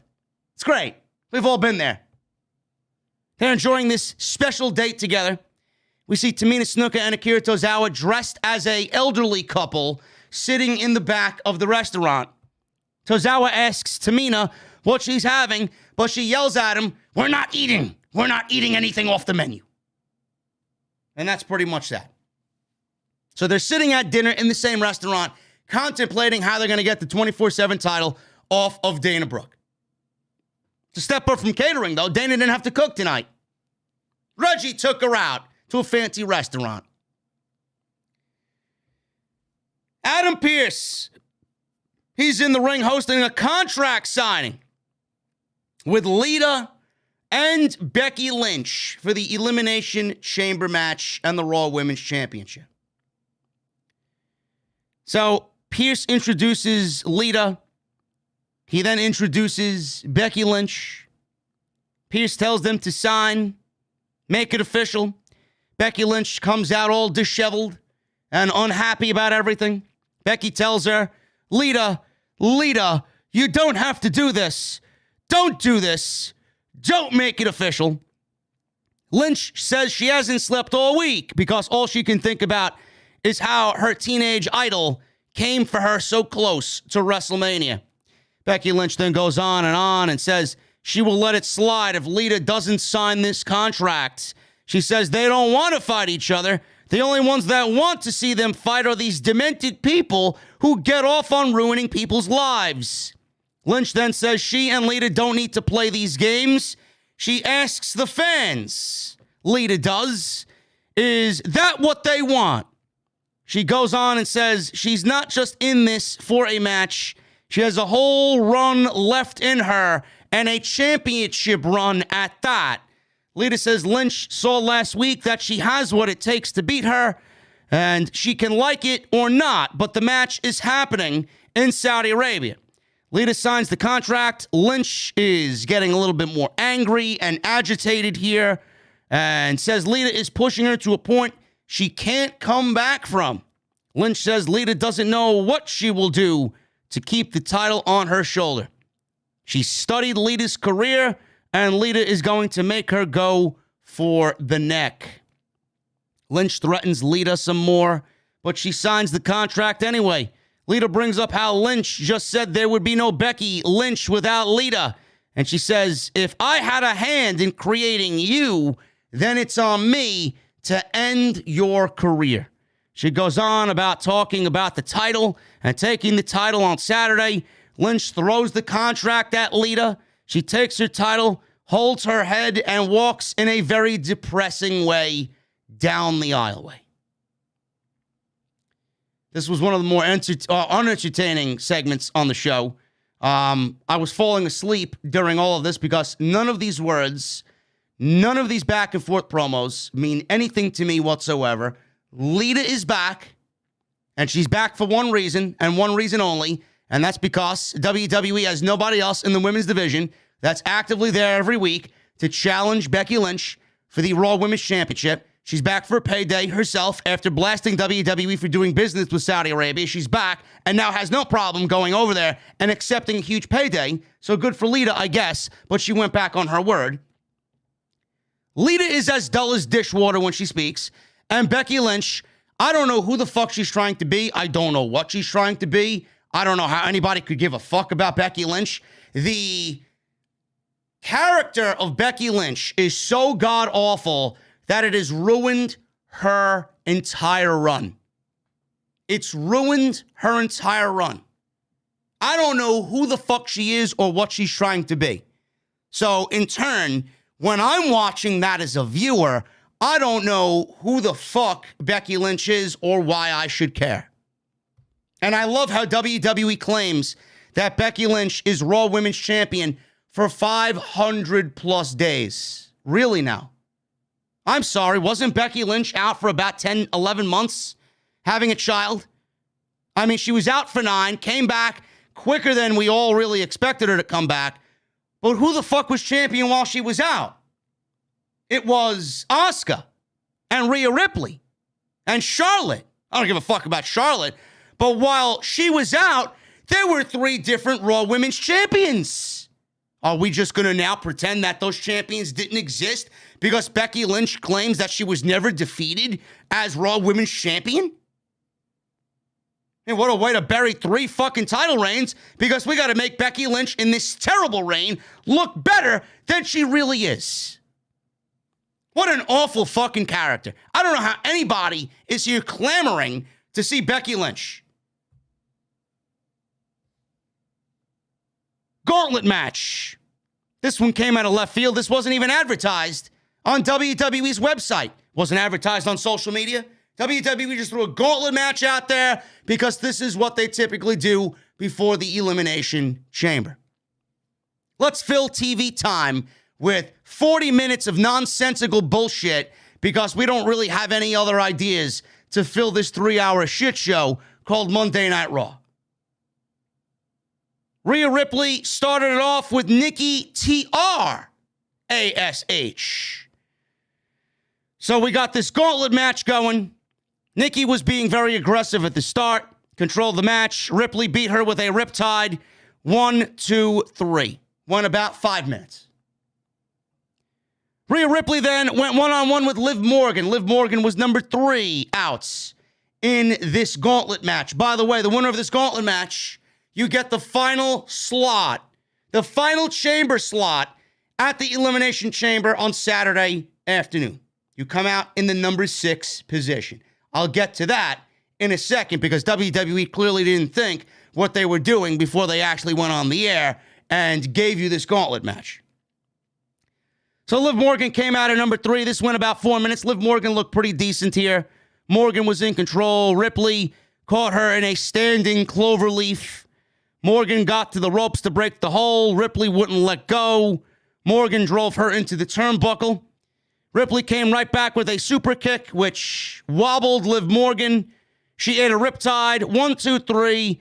So Liv Morgan is defeated. Nikki T.R.A.S.H. is defeated. Rhea Ripley beats them in less than 10 minutes.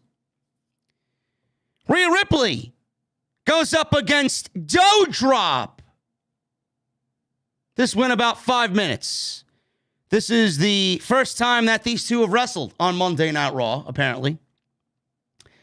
And I'm not sure if that's true or not, but I vividly remember a 6-woman tag team match where both of these women were involved. But I'm to believe that this is legitimately the first time that these two were in the ring together. Maybe I'm not supposed to know that. Vince, Bruce, right? Give me a break. So, this was actually not bad. I'd like to see a one-on-one match that actually means something with these two ladies. So, Ripley picked up the pinfall here, basically, in the end, with a riptide. She was kind of winded and kind of running low on energy, being that she's already beat Nikki, T.R.A.S.H., and Liv Morgan here, and then she has to go through Doudrop. So she beats Doudrop with a riptide, which didn't really look like a riptide, looked like more of a chokeslam, but it was a riptide nonetheless, and she beats Doudrop in about 5 minutes. So she beats Nikki Ash in 5 minutes. She beats Liv Morgan in 5 minutes, or 4 minutes, and she beats Doudrop in 5 minutes. So Rhea Ripley's gone about 15 minutes in this gauntlet match. So Bianca Belair is the final competitor in this gauntlet match. She comes out last. The announcers The announcers say that Rhea Ripley's been in this match for 30 plus minutes. I don't know if Jimmy Smith or Byron Saxton can do fucking simple mathematics, but she beat Nikki Ash in about 5 minutes. Liv Morgan she beat in 4 minutes. And Rhea Ripley is up against Doudrop. She beat Doudrop in 5 minutes. So by my calculations, that's 14 minutes she's been in the ring. But the commentary team said that Rhea Ripley was in the ring for over 30 minutes. Why do they do and say such ridiculous shit? You do realize that you're making me look stupid. You're taking me to be a fucking fool.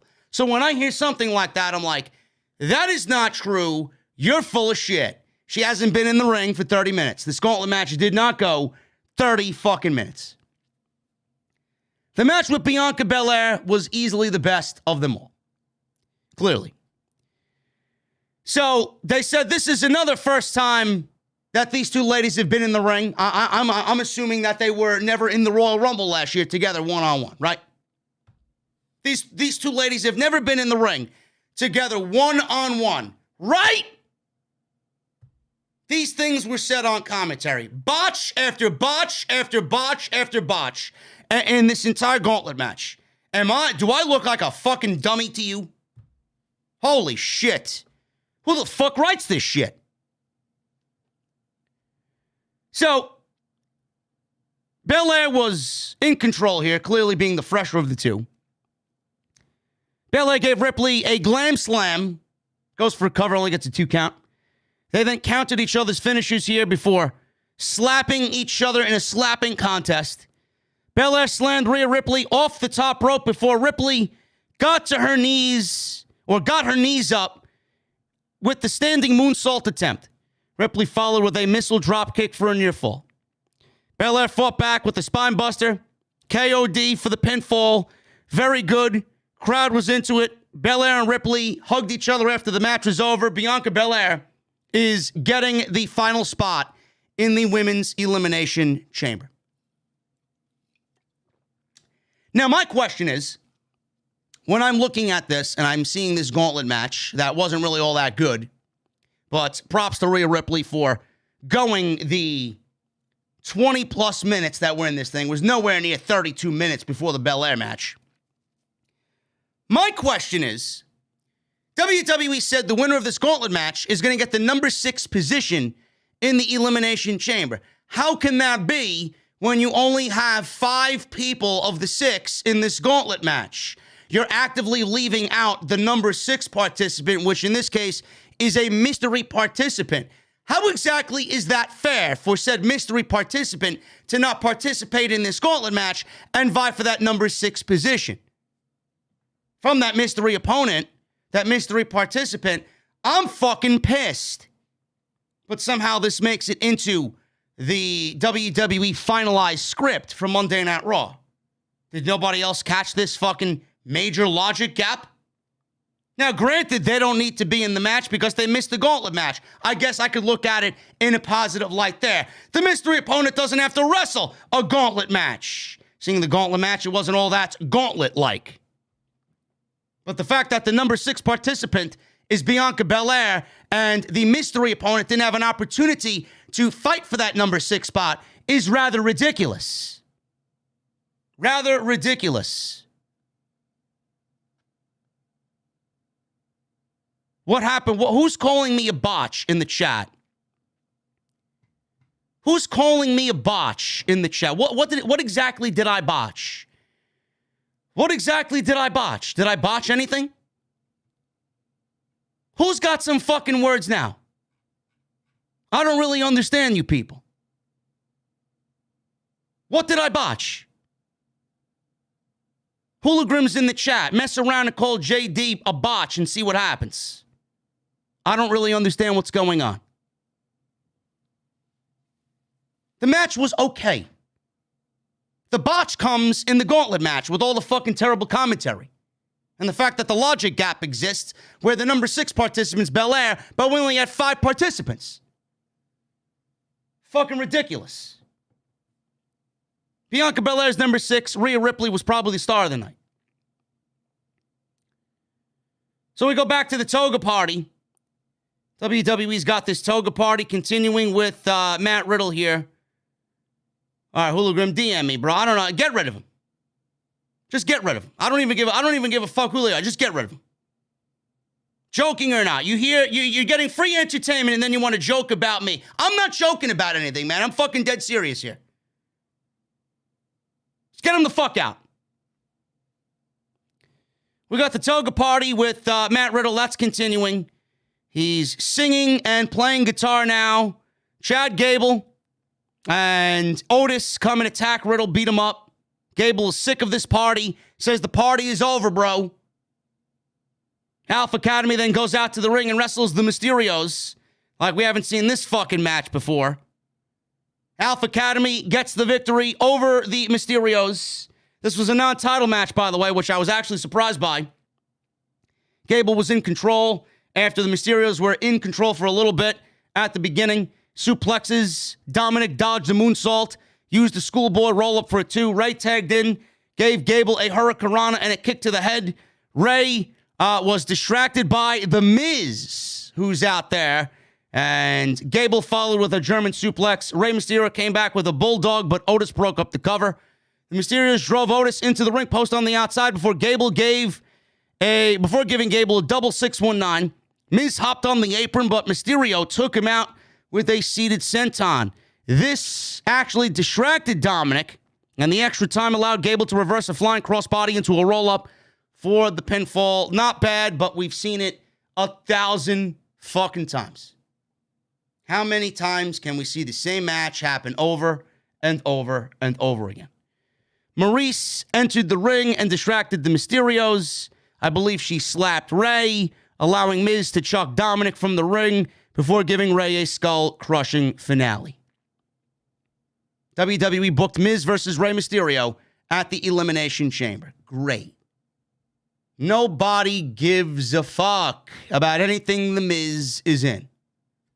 Should be a fucking bathroom break. Let me get up and make another cup of coffee match at the Elimination Chamber. Back to therapy with Alexa Bliss. Oh, joy. Oh, joy. Alexa Bliss and her therapist. Doctor says Bliss is cured, at least as cured as she's going to be. He says she will be fine as long as Lily is by her side. Bliss says Lily is gone and she no longer has her, but he informs her that the real Lily stuffing is inside this replica he's given her. He says as long as Lily is near, Bliss will be cured and can live a happy life. Great. So we all want Alexa Bliss to move on from this fucking Lily the Doll bullshit, but Lily the Doll will still be apparently a part of the Alexa Bliss act, as Alexa Bliss is going to need Lily the Doll for comfort. She will be near and everything will be okay. Oh my fucking God. Let me go vomit in the fucking corner. And people got problems with fucking Orange Cassidy and Danhausen on AEW. Meanwhile, we got fucking dolls that are continuing to use magic to cure Alexa Bliss. Great. Great.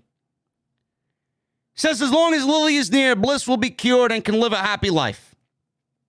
Bliss thanks the doc and tells Lily that apparently she's cured. She laughs and says in the most anticlimactic way possible, I'm going to the Elimination Chamber on Saturday. Then the announcers and a graphic confirms Bliss is the final participant in the Elimination Chamber. Great, Alexa Bliss is fucking well enough to wrestle in the Elimination Chamber, and she's well enough to fly to Saudi Arabia, but Alexa Bliss couldn't make it to the Gauntlet match and wrestle like everybody else did in the fucking division. I see where this is going, and going fast. Alexa Bliss, as always, doing everything she could possibly do to get out of actually wrestling. Great. I can't wait for her to be back on television and go back and do the same shit that she did before, which was absolutely nothing. Yes, I'm sure that's going to add great value to the fucking terrible women's division that we have right now. Seth Rollins versus Randy Orton. This was their main event. How many times WWE had the commentary team mention Seth freaking Rollins? And how many times had the commentary team fucking mention this is a WrestleMania caliber match? Everything's a WrestleMania caliber match. When Randy Orton is in the ring with an AJ Styles, or Randy Orton's in the ring with a Seth Rollins. Great. Let's not do it 16 fucking times on Raw and maybe build it to be a WrestleMania match. When you do it as many times as we've seen it, it doesn't really feel like a WrestleMania match anymore, Bruce. Rollins was in control here. And he gave Orton a back suplex, or Orton gave him a back suplex on the announce table, which is the regular spot now that Orton does in his match. It's like Bobby Lashley spearing somebody through the timekeeper's area. So Rollins blocked the draping DDT, followed with a flying knee strike, followed that with a suicide dive. Rollins hit a vertical suplex, but Orton came back with a superplex, which looked nasty for a 2 count. They went back and forth. Rollins hit a sling blade. Orton countered a curb stomp into a power slam, which looked nice. Rollins followed with a super kick. Went for a cover, got a 2 count. Rollins hit consecutive elbow strikes, but Orton dodged the stomp again, followed with a draping DDT and an RKO.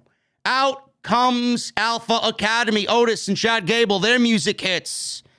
And as Gable and Otis run out, Riddle attacked them from behind. Orton went after Otis and Gable to help Riddle, but had to hurry back to avoid a countout. As Orton slid back in the ring, Rollins delivered the stomp for the 1, 2, 3. I don't really get why this match happened. I don't really understand why this match happened. Clearly, Seth Rollins can't lose because he's going into the Elimination Chamber with Brock Lesnar and Bobby Lashley and Matt Riddle and AJ Styles and Austin Theory. He can't lose and look weak going into the Elimination Chamber. Randy Orton has a tag team title match coming up. When? I don't know. I don't know if it's at the Chamber or if it's going to be saved for Monday Night Raw. But he's got a tag team title opportunity against the Alpha Academy, and Matt Riddle and Orton are going for the tag team titles. You would think that they can't lose either, right? But here they are, WWE, yet again, booking themselves into a fucking corner, and both guys need to win, and then one of them lose, and I don't understand why, at the end of the match, why the match was even fucking booked in the first place. Who looks good and who looks bad? Rollins looks good. Orton looks bad. I don't know why we can't fucking have both guys look good going into their respective matches. But what the fuck do I know? That's why wins and losses don't matter in WWE. They matter to me. They don't matter to the fucking idiots out there who take wins and losses for granted. WrestleMania caliber match, my asshole. Nothing on this show was WrestleMania caliber. This show sucked. Thank you guys for joining me on your Monday nights. We're going to go over the super chats in just a little bit. Continue to hit that thumbs up, guys. We are 50 away from 1,000. 1,000 is the goal, minimum, tonight on the podcast. Continue to get those super chats in. It is last call at the bar. So get them on in, man. Continue to hit that join button. Become a VIP right here on the podcast. And please follow me on social media at JDfromNY206. That's Twitter and Instagram. We just hit 38,000. I believe it's 38, if I'm not mistaken. Let me see. I believe it's 38,000 followers we just hit on Twitter. 37,000. We just hit 37,000 followers on Twitter, man. I appreciate you guys very much. And make sure you guys hit up my sponsor for today's show, man, Manscaped. Manscaped.com, man. I hope you guys got ready for Valentine's Day tonight. I really hope you guys got ready for Valentine's Day tonight. Whatever you did before the show tonight, I hope Manscaped was a part of it, man. I hope you guys joined the 4 million men worldwide who have trusted Manscaped to be the leaders in below-the-waist grooming. Everybody's getting an exclusive offer for listening to the Monday Night Raw post show tonight from Manscaped. You guys are going to go to manscaped.com and use code SCRIPT20 at checkout. Not only are you going to get that 20% off, you're going to get that free shipping as well. So make sure you guys go and hit up Manscaped. They got the Performance Package 4.0 that includes the star of the show, the Lawnmower 4.0. This is an electric trimmer that's designed to trim hair on loose skin. It's got advanced skin-safe technology. It reduces nicks and cuts everywhere on your body. It's waterproof, and it's got a 4000K LED spotlight, so you guys can shave even in the dark if you wanted to. They also have the Weed Whacker, the ear and nose hair trimmer to whack all the worst of your weeds in those pesky spots. Manscaped is even throwing in 2 free gifts, man. The Shed Travel Bag, which I use everywhere I go, and the Anti-Chafing Boxer Briefs. They also have the Crop Preserver and the Crop Reviver Ball Toner. Make sure you guys start your day off with the deodorant that your boys need to stay cool all day long. And the toner is going to make you feel your best all day and night. If you guys want to go the extra mile, they even got the Manscaped Refined Cologne that will complement your collection with smelling of perfection. Manscaped.com, code SCRIPT20 at checkout for that 20% off and free shipping. Make sure you guys join Manscaped's family. That is manscaped.com, and I want to thank them once again for joining and sponsoring the OTS family right here on the Monday Night Raw post show. Let's get into the super chats, guys. We're going to start at the top with Michelle Moran with a $5 super chat. 2 reasons why Dominic is behind Hook and the 4 pillars. 1, he works for Vincent Kennedy McMahon and not TK. And number 2, he is taught WWE style and not pro wrestling. Yeah, Dominic is well behind Sammy Guevara, Darby Allin, Jungle Boy, MJF. He's well behind Hook. He's even behind Nick Wayne. Everybody was making a big deal about Nick Wayne this weekend, man. Darby Allin showed up at a Defy show and offered Nick Wayne a AEW contract at 16 years old. It's not an active contract because he can't join AEW till he's 18 years old. Everybody's making a big deal about this. So what I did is I went back and researched who the fuck Nick Wayne was. Guy reminds me a lot of Will Ospreay, man. A lot of Will Ospreay. And that is going to be a major, major thing, man. Looking forward to the future there. No question. Tony Brown with a $4.99. I miss the best booty, Bailey. Bailey's got some nice assets, Tony Brown. I think that is pretty much known to most circles in the IWC. She knows it too. Michelle Moran with a $5 super chat, showing some love to the best podcast in the IWC. JD, keep speaking the truth and ignore the e-drones. And while I'm at it, fuck Bill Goldberg. Yes, fuck Bill Goldberg. Very important.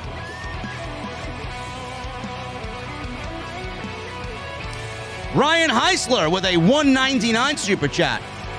Something Resident Evil coming at 2 a.m. Eastern. Oh, yeah. Hopefully it's that Resident Evil 4 remake, man. Resident Evil 4 is the best Resident Evil of the entire series. I don't want to hear any lip from anybody. It's better than 2. It's better than 1. And I loved Village. It's the best Resident Evil of them all. MGM Ballin with a $4.99 super chat.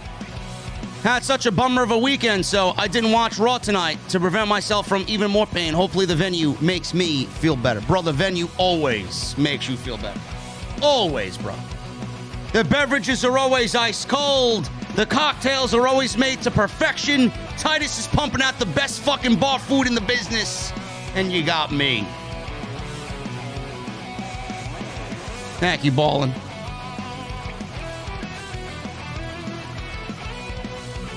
The Professional Gamer with a $2 super chat. JD, can anyone save WWE from bad creative? WWE equals trash. Yeah. There is somebody that can save WWE from bad creative. You're looking at him.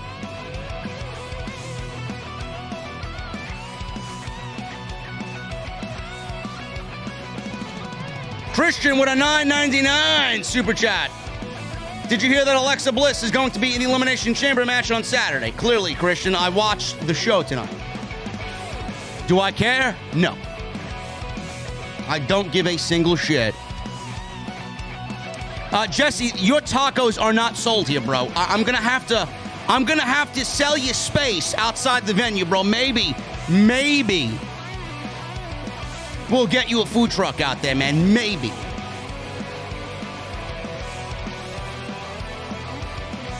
Don't worry, bro. Listen, man. When the weather gets nicer, maybe we'll incorporate the taco truck to the whole OTS fucking universe here, man. Maybe. I'll surprise you one day, man. I'll surprise you.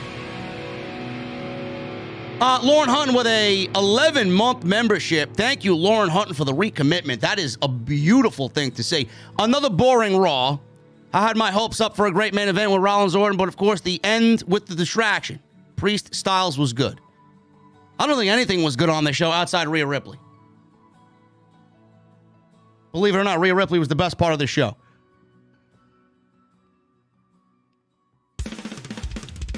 Lauren Hutton with a $2 super chat to follow the recommitment. WWE wants Stone Cold at Mania. Yes. Yes, they do. Desperation is WWE. Christian with a $19.99 super chat. Who is your favorite team in basketball? Christian, I don't watch the NBA. MLB only, bro. I don't really watch anything but baseball. Lauren Hunt with a $2 super chat. Mimosa, please. Also, Lauren Hunt with a $2 super chat. So Rollins was a face with Roman, but a heel on Raw. Yeah. Christian with a $50 super chat. I want Brock Lesnar to win the Elimination Chamber match, and I want Roman Reigns to kick Goldberg's ass this Saturday. Christian, you're probably going to get your wish on both of those situations.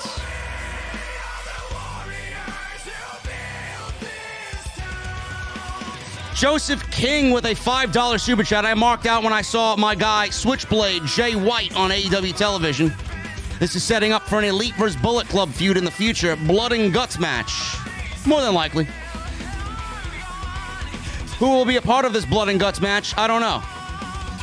It's going to be kind of intense for Kenny Omega to come back after being out so long, healing his injuries, to get thrown into a blood and guts match.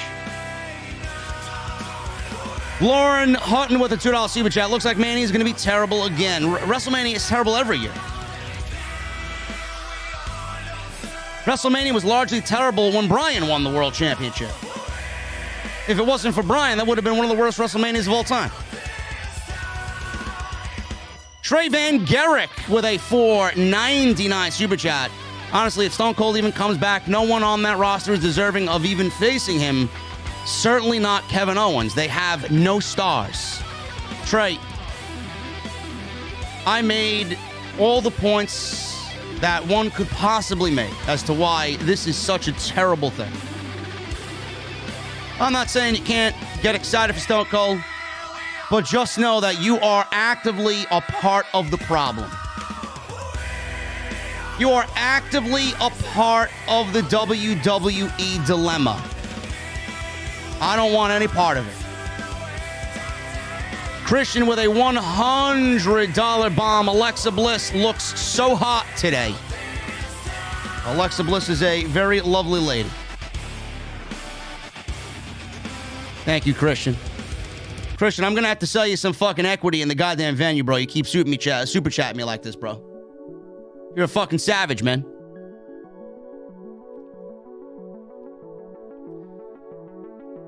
Listen, man, you know, I see Jesse talking about the halftime show for the Super Bowl last night. That was probably one of the more enjoyable halftime shows of the Super Bowl that I've seen in many years. I was telling Jesse, man, you know, you see somebody like Dr. Dre. I've always respected Eminem for his delivery and his lyrics.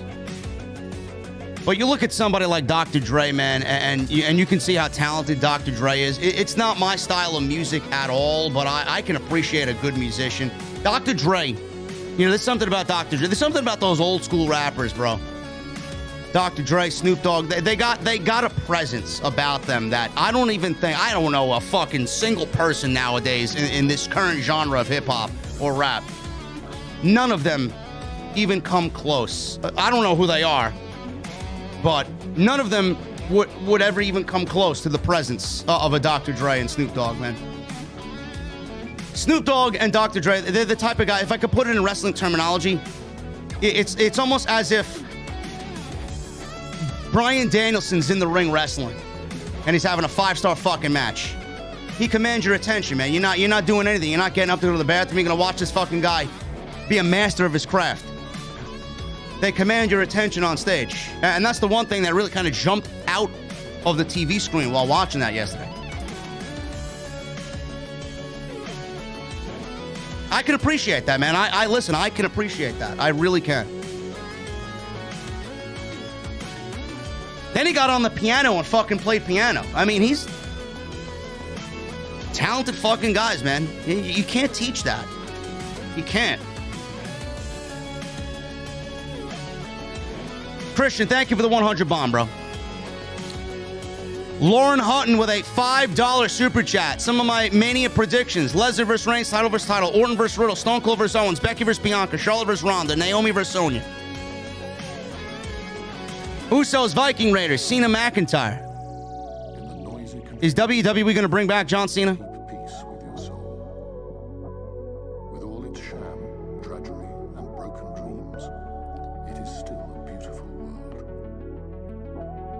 UA Hey with a $100 super chat. UA Hey donates $100 in super chat and just says hello. UA Hey, what are you drinking tonight, brother? I don't even know if you're still in the bar. You still here? Christian with a $50 super chat. Monday Night Raw is the most stupidest show ever. Christian, it makes me lose brain cells every fucking week, bro. Lauren Hunt with a $2 super chat. Vince says he sees nothing wrong with the product. Now, I could come up with a laundry list of fucking problems in WWE and deliver it personally to Stamford, Connecticut.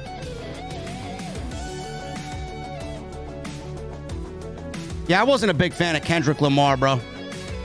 I would have nixed Kendrick Lamar creatively, and I would have given more time to Dr. Dre, bro. I would have given more time to Dre and Eminem, to be honest with you. I think Kendrick Lamar was the worst part of that fucking halftime show. Christian with a $99.99 super chat. This guy is absolutely fucking unbelievable, bro. I'm not getting the WWE 2K22 wrestling game. That is too boring to get. I'll check it out, Christian. Hopefully they give me a free fucking code. Resident Evil 2 is not the best Resident Evil. Resident Evil 4 is the best Resident Evil in the entire series. Christian with a $4.99 super chat. People need to stop watching Monday Night Raw and Friday Night SmackDown and watch more AEW. I absolutely agree. Jesse, what do I need to learn, bro? I just said give Dre more time and get Kendrick Lamar out of there, bro.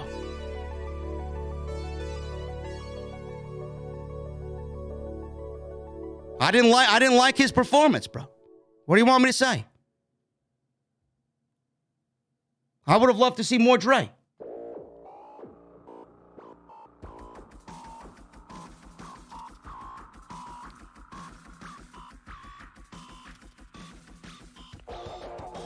Lauren Hunt with a $2 super chat. Yeah, I don't like Kendrick Lamar. I'm out of touch. You and Cena spot on. RKO said kayfabe is dead. We didn't even get a Veer Mahan fucking promo today. They didn't even put that in the goddamn show. Is Kendrick Lamar legendary? Man, I don't...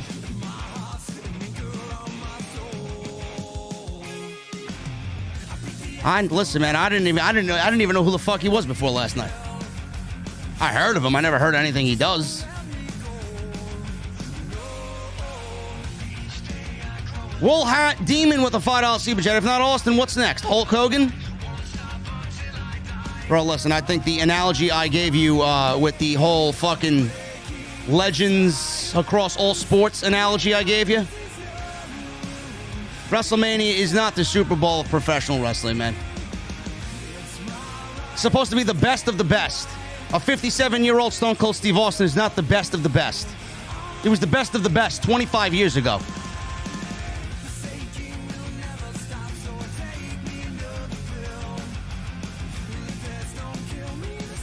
Jay to Rome. You're lucky you got a 300-second banning, bro. I listen to devil worshippers. Let me tell you something, bro. All your favorite musicians are fucking satanic and Masonic, bro. The fuck out of here with that shit. Every single fucking person you listen to, bro, worships Satan.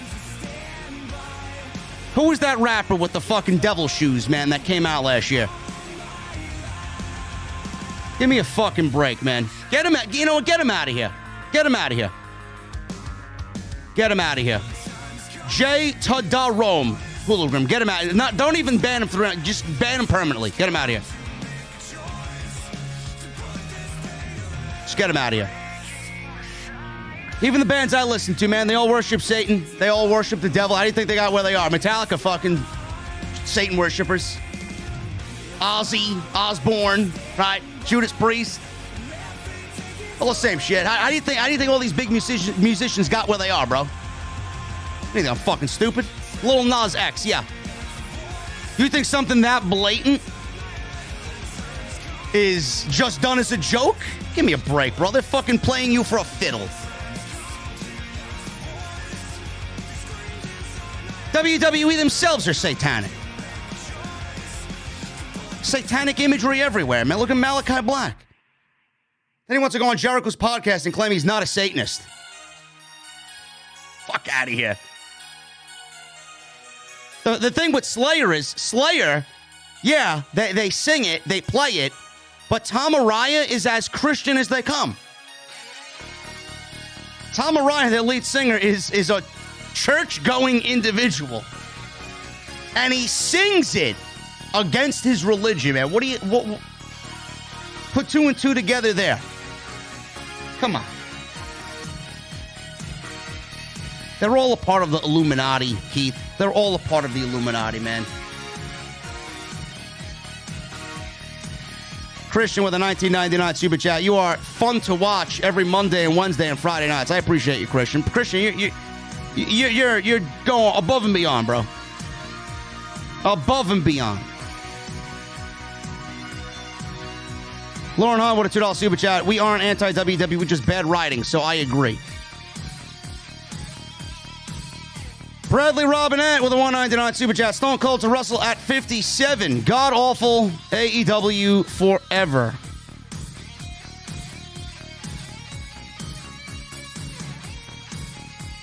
Jairo Gonzalez with a 50 in Mexican pesos. I read some report that NBC and Fox are not willing to renew the WWE contracts with the current amount of money. They are so desperate. It's their own fucking fault. Look yourselves in the mirror. You're the reason why NBC and Fox aren't willing to renew at the current amount of money. Dennis Rivera becomes a new member. Thank you, Dennis. What are you drinking, brother? Welcome to the venue. C. Salisbury with a $9.99 super chat. Hey, JD, still basking in the glory of my God, Keith Lee's debut last week. Just wanted to show some support and thanks for all you do, man. Salisbury, I appreciate you, brother.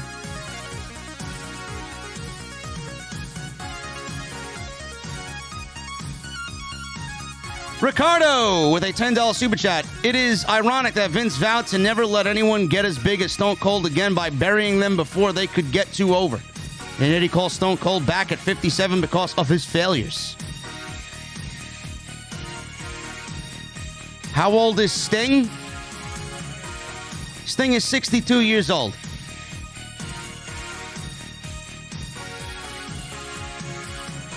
Sting is aiding in the career of Darby Allin. Sting is not coming back to steal WrestleMania spots from a roster that hasn't been given any opportunity creatively. It's a big fucking difference. And if you bring up Sting and compare it to Stone Cold Steve Austin, I'm going to have Hologram kick you out of the fucking venue, never to return again. It's not the same thing. Ricardo Linnell, thank you very much, brother.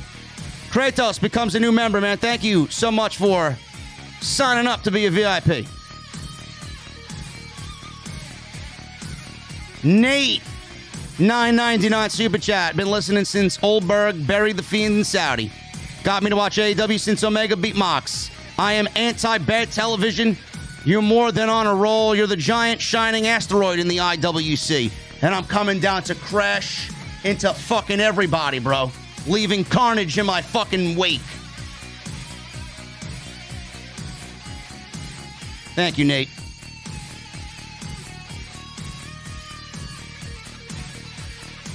Aaron King with the $3 super chat. Twitter's full of smelly basement dwellers. Twitter is fucking toxic garbage. If it blew up tomorrow, I wouldn't shed a tear. The Gary Sphere with a $5 super chat. This Saturday, Brock celebrates Black History Month by continuing to feed off every black WWE champion. Just a joke, everyone, don't start throwing stuff. You ain't that far off, Gary. You ain't that far off, bro. Brian Jaffe with a $5 super chat. Amazing to think that the IC title was once so highly regarded that the Hogan Warrior match from WrestleMania 6 was title versus title.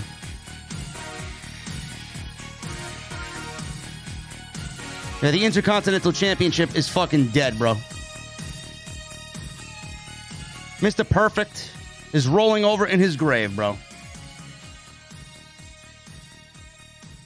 Nate with a $1.99 super chat. Oh, my brother, testify!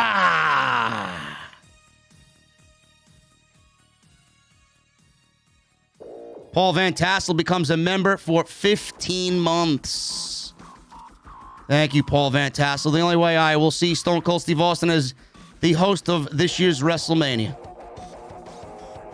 Listen, man, they're gonna ask him to get into the ring, bro. There's no hosting this year on the resume. They want him in the ring wrestling. Kratos becomes a member for 19 months, but I just thought you became a new member, bro. Maybe you got 2 memberships going on. I don't know what the fuck's going on. Finally beat my first Master Vault of Glass over watching Raw tonight and wanting to keep my VIP spot. Hashtag fuck those other guys. JD, 7-year subscriber. Hashtag OTS.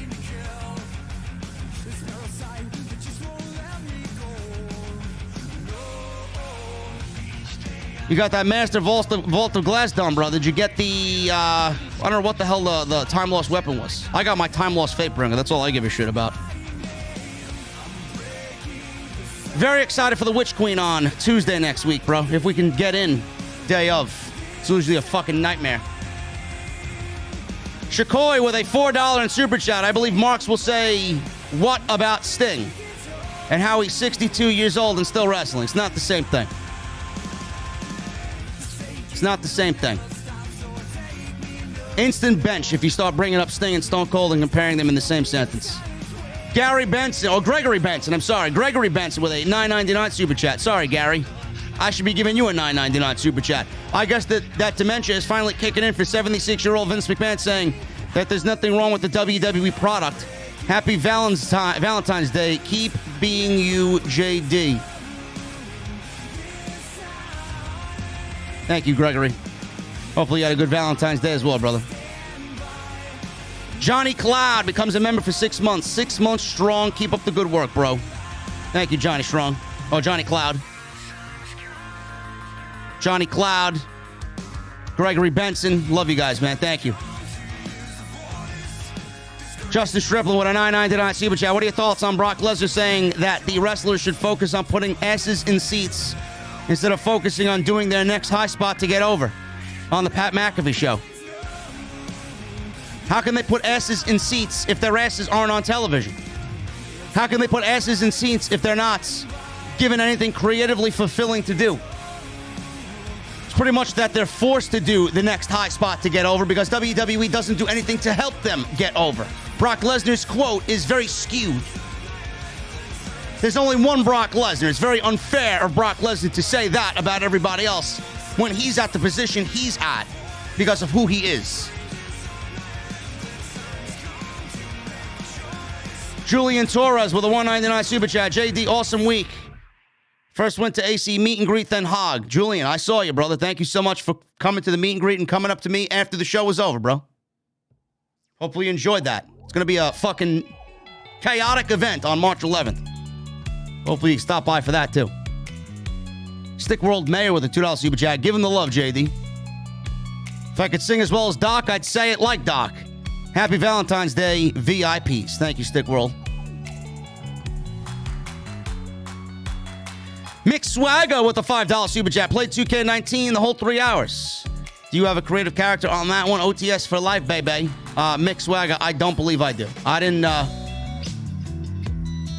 play much of 2K19, bro. I don't envy anybody that still plays that shit, man. Justin Striplin with a $4.99 super chat. Also, I was let down of the Liquid Death Super Bowl commercial since they didn't give you a call to be in their commercial. I heard their customer service is fucking very snobby. Like, I don't drink the fucking shit every live stream, right?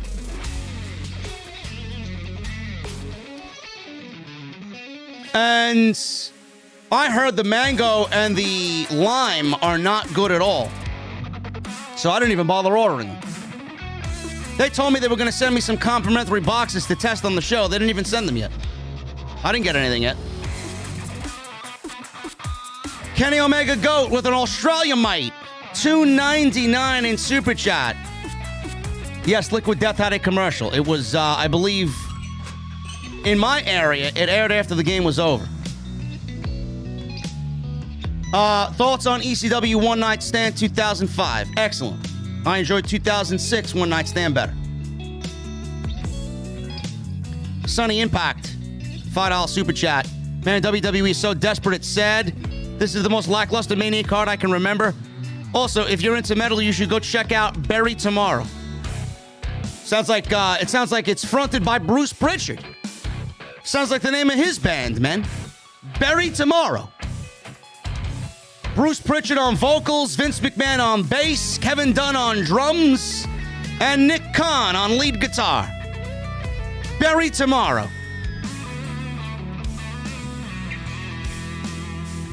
Their debut album, Signing Those Checks. Or cashing those checks, it should be. They don't sign any checks. They're actively getting rid of fucking talent. What checks are they signing? Kenny Omega Go with another $7.99 in Australia, mate. Super chat. Funny going back and watching. You've been saying WWE's the worst it's ever been for 7 years straight. Yeah, I've been saying that, Omega Go. I've been saying that, and it's absolutely factual information. Seems like it's an ongoing fucking competition in WWE. How can we get worse than the last year?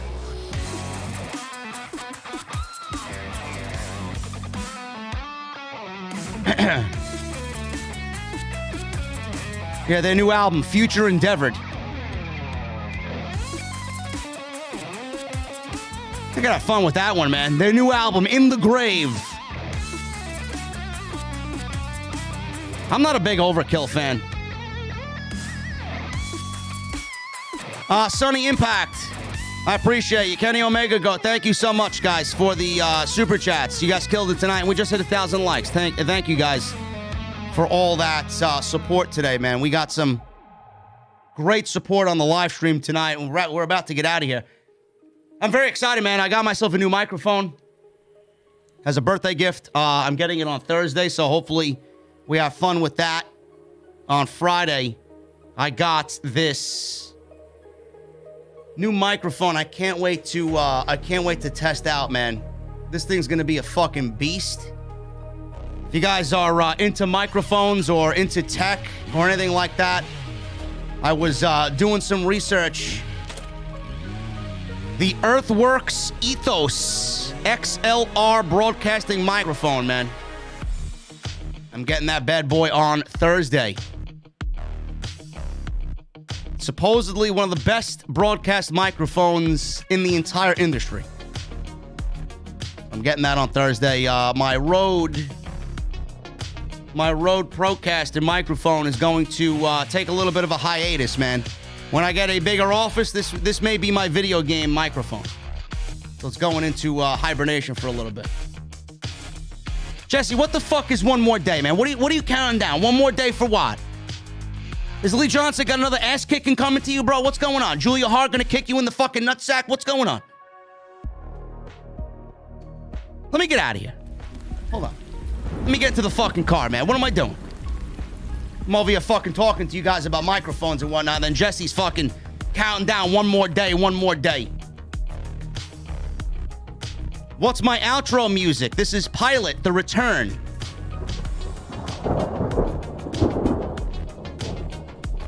How much was the microphone, Adam? I don't like to tell secrets, bro. Go look it up.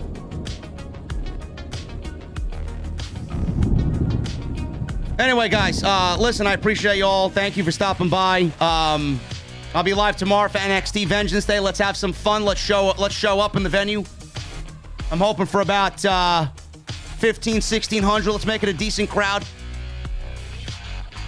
Hit that thumbs up. Hit that subscribe button. Go check out the other videos. I got another podcast coming tomorrow. Gonna be a busy week, guys. I'll be here for you all, getting you all the news. And go check out Manscaped. Manscaped.com. Code SCRIPT20. Guys, I'm getting out of here, man. Gonna hop on Destiny for a little bit and get my last week of grinding in before the new expansion.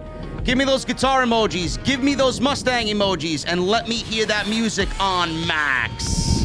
I'll see you guys on Tuesday night for NXT Vengeance Day right here on Off the Script. I'll see you guys later.